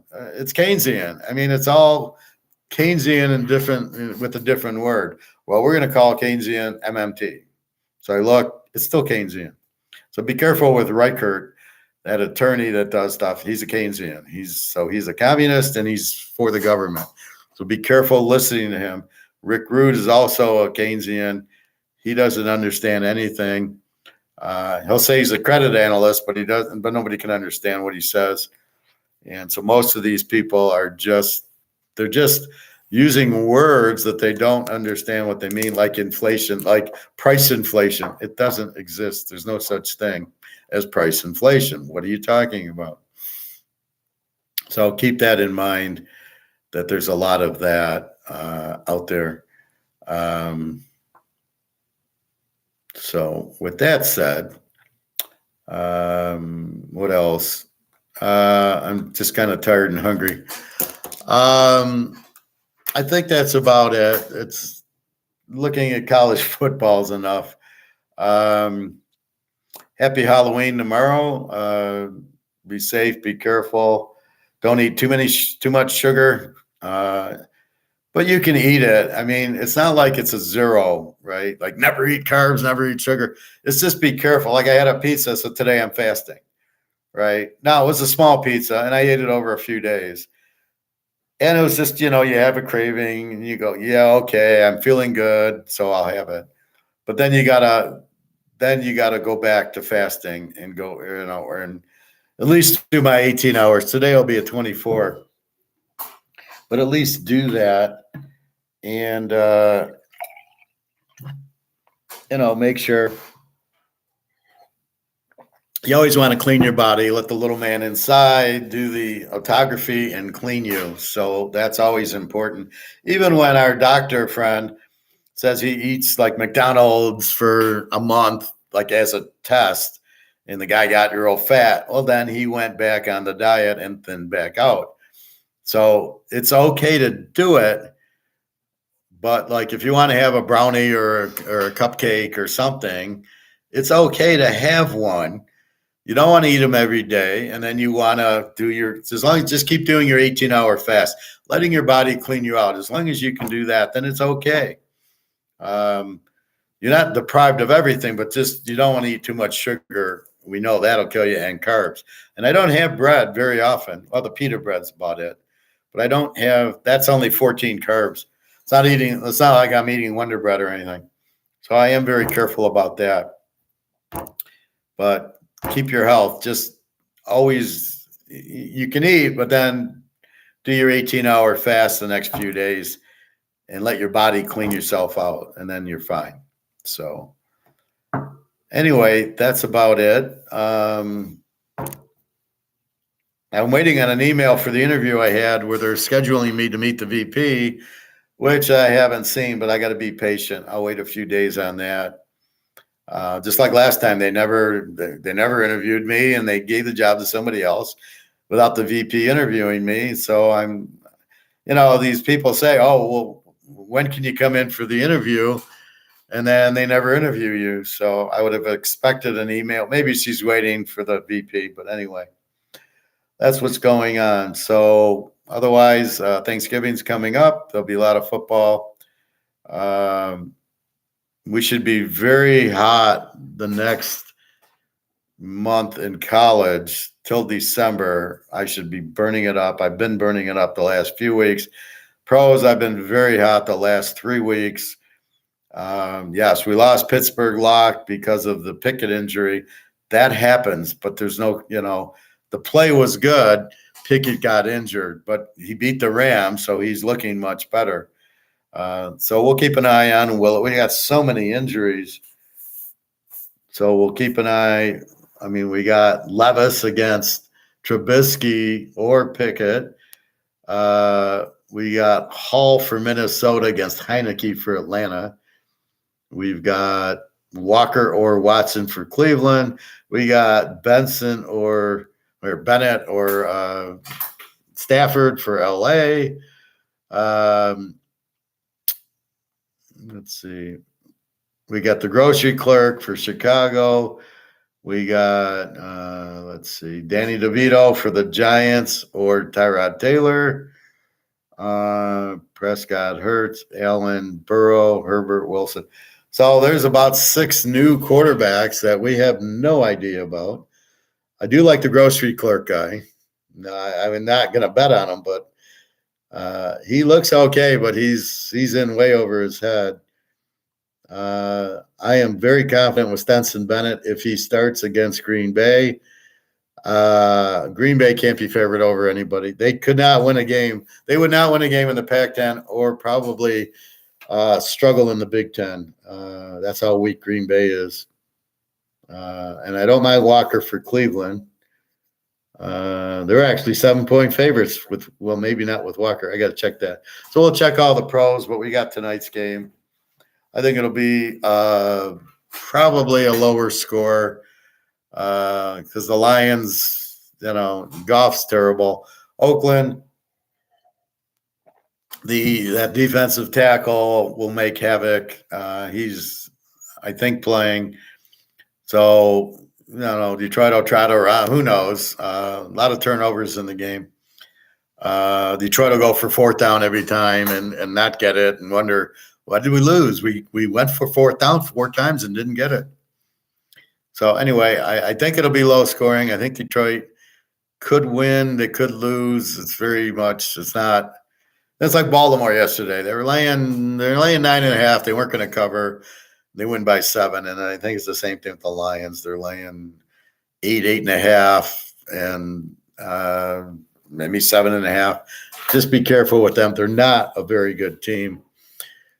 Prudent to everybody's belief that they're going to the Super Bowl. That'll never happen. Watch when they play New Orleans. They're going to get killed. They're going to get killed by Denver. They're going to get killed by San Diego. Minnesota, well, they get a break because Cousins is out. That's 2 losses they would have had. The Bears, the grocery store guy, I think can get them once. And Green Bay is just hopeless. Well, I think that's it. Buy your gold, buy your silver. You maybe have 2 months left if you can. I didn't go to the store. Again, I got rent due, so I'm really trying to be careful. Silver dollars to the kids. Yeah, I think so. That would be funny, but I don't. They're worth too much to give to kids. Just a little Kit Kat. That's a 50-cent candy, but not a $2,000 ounce of silver. I'm not going to do that. All right, I am exhausted, just very tired, not eating, but I'm going to eat 5 o'clock. It's 4:42. So have a good day, everybody. www.teaserking.com. You can get my email there. And if you have any other questions, but just ask your questions here is fine. All right. Have a good day. www.teaserking.com. All right, everybody. Thank you very much and good luck tonight. And then tomorrow, we'll talk a little more pros and we'll go over more of the injury. Well, the college, we'll look at Tuesday and Wednesday's games. It's too hard. It's only Monday to look at next week's injuries because you don't know, except for we know Cousins is out. We don't know how severe Stafford is. We don't know if Daniel Jones is playing, so we need more time on that. So it's really not worth looking at. And that's about it. So have a good night. Happy Halloween. I'll be on about the same time, about 12:30, 1 o'clock. And have a nice day, everybody. All right. Take care.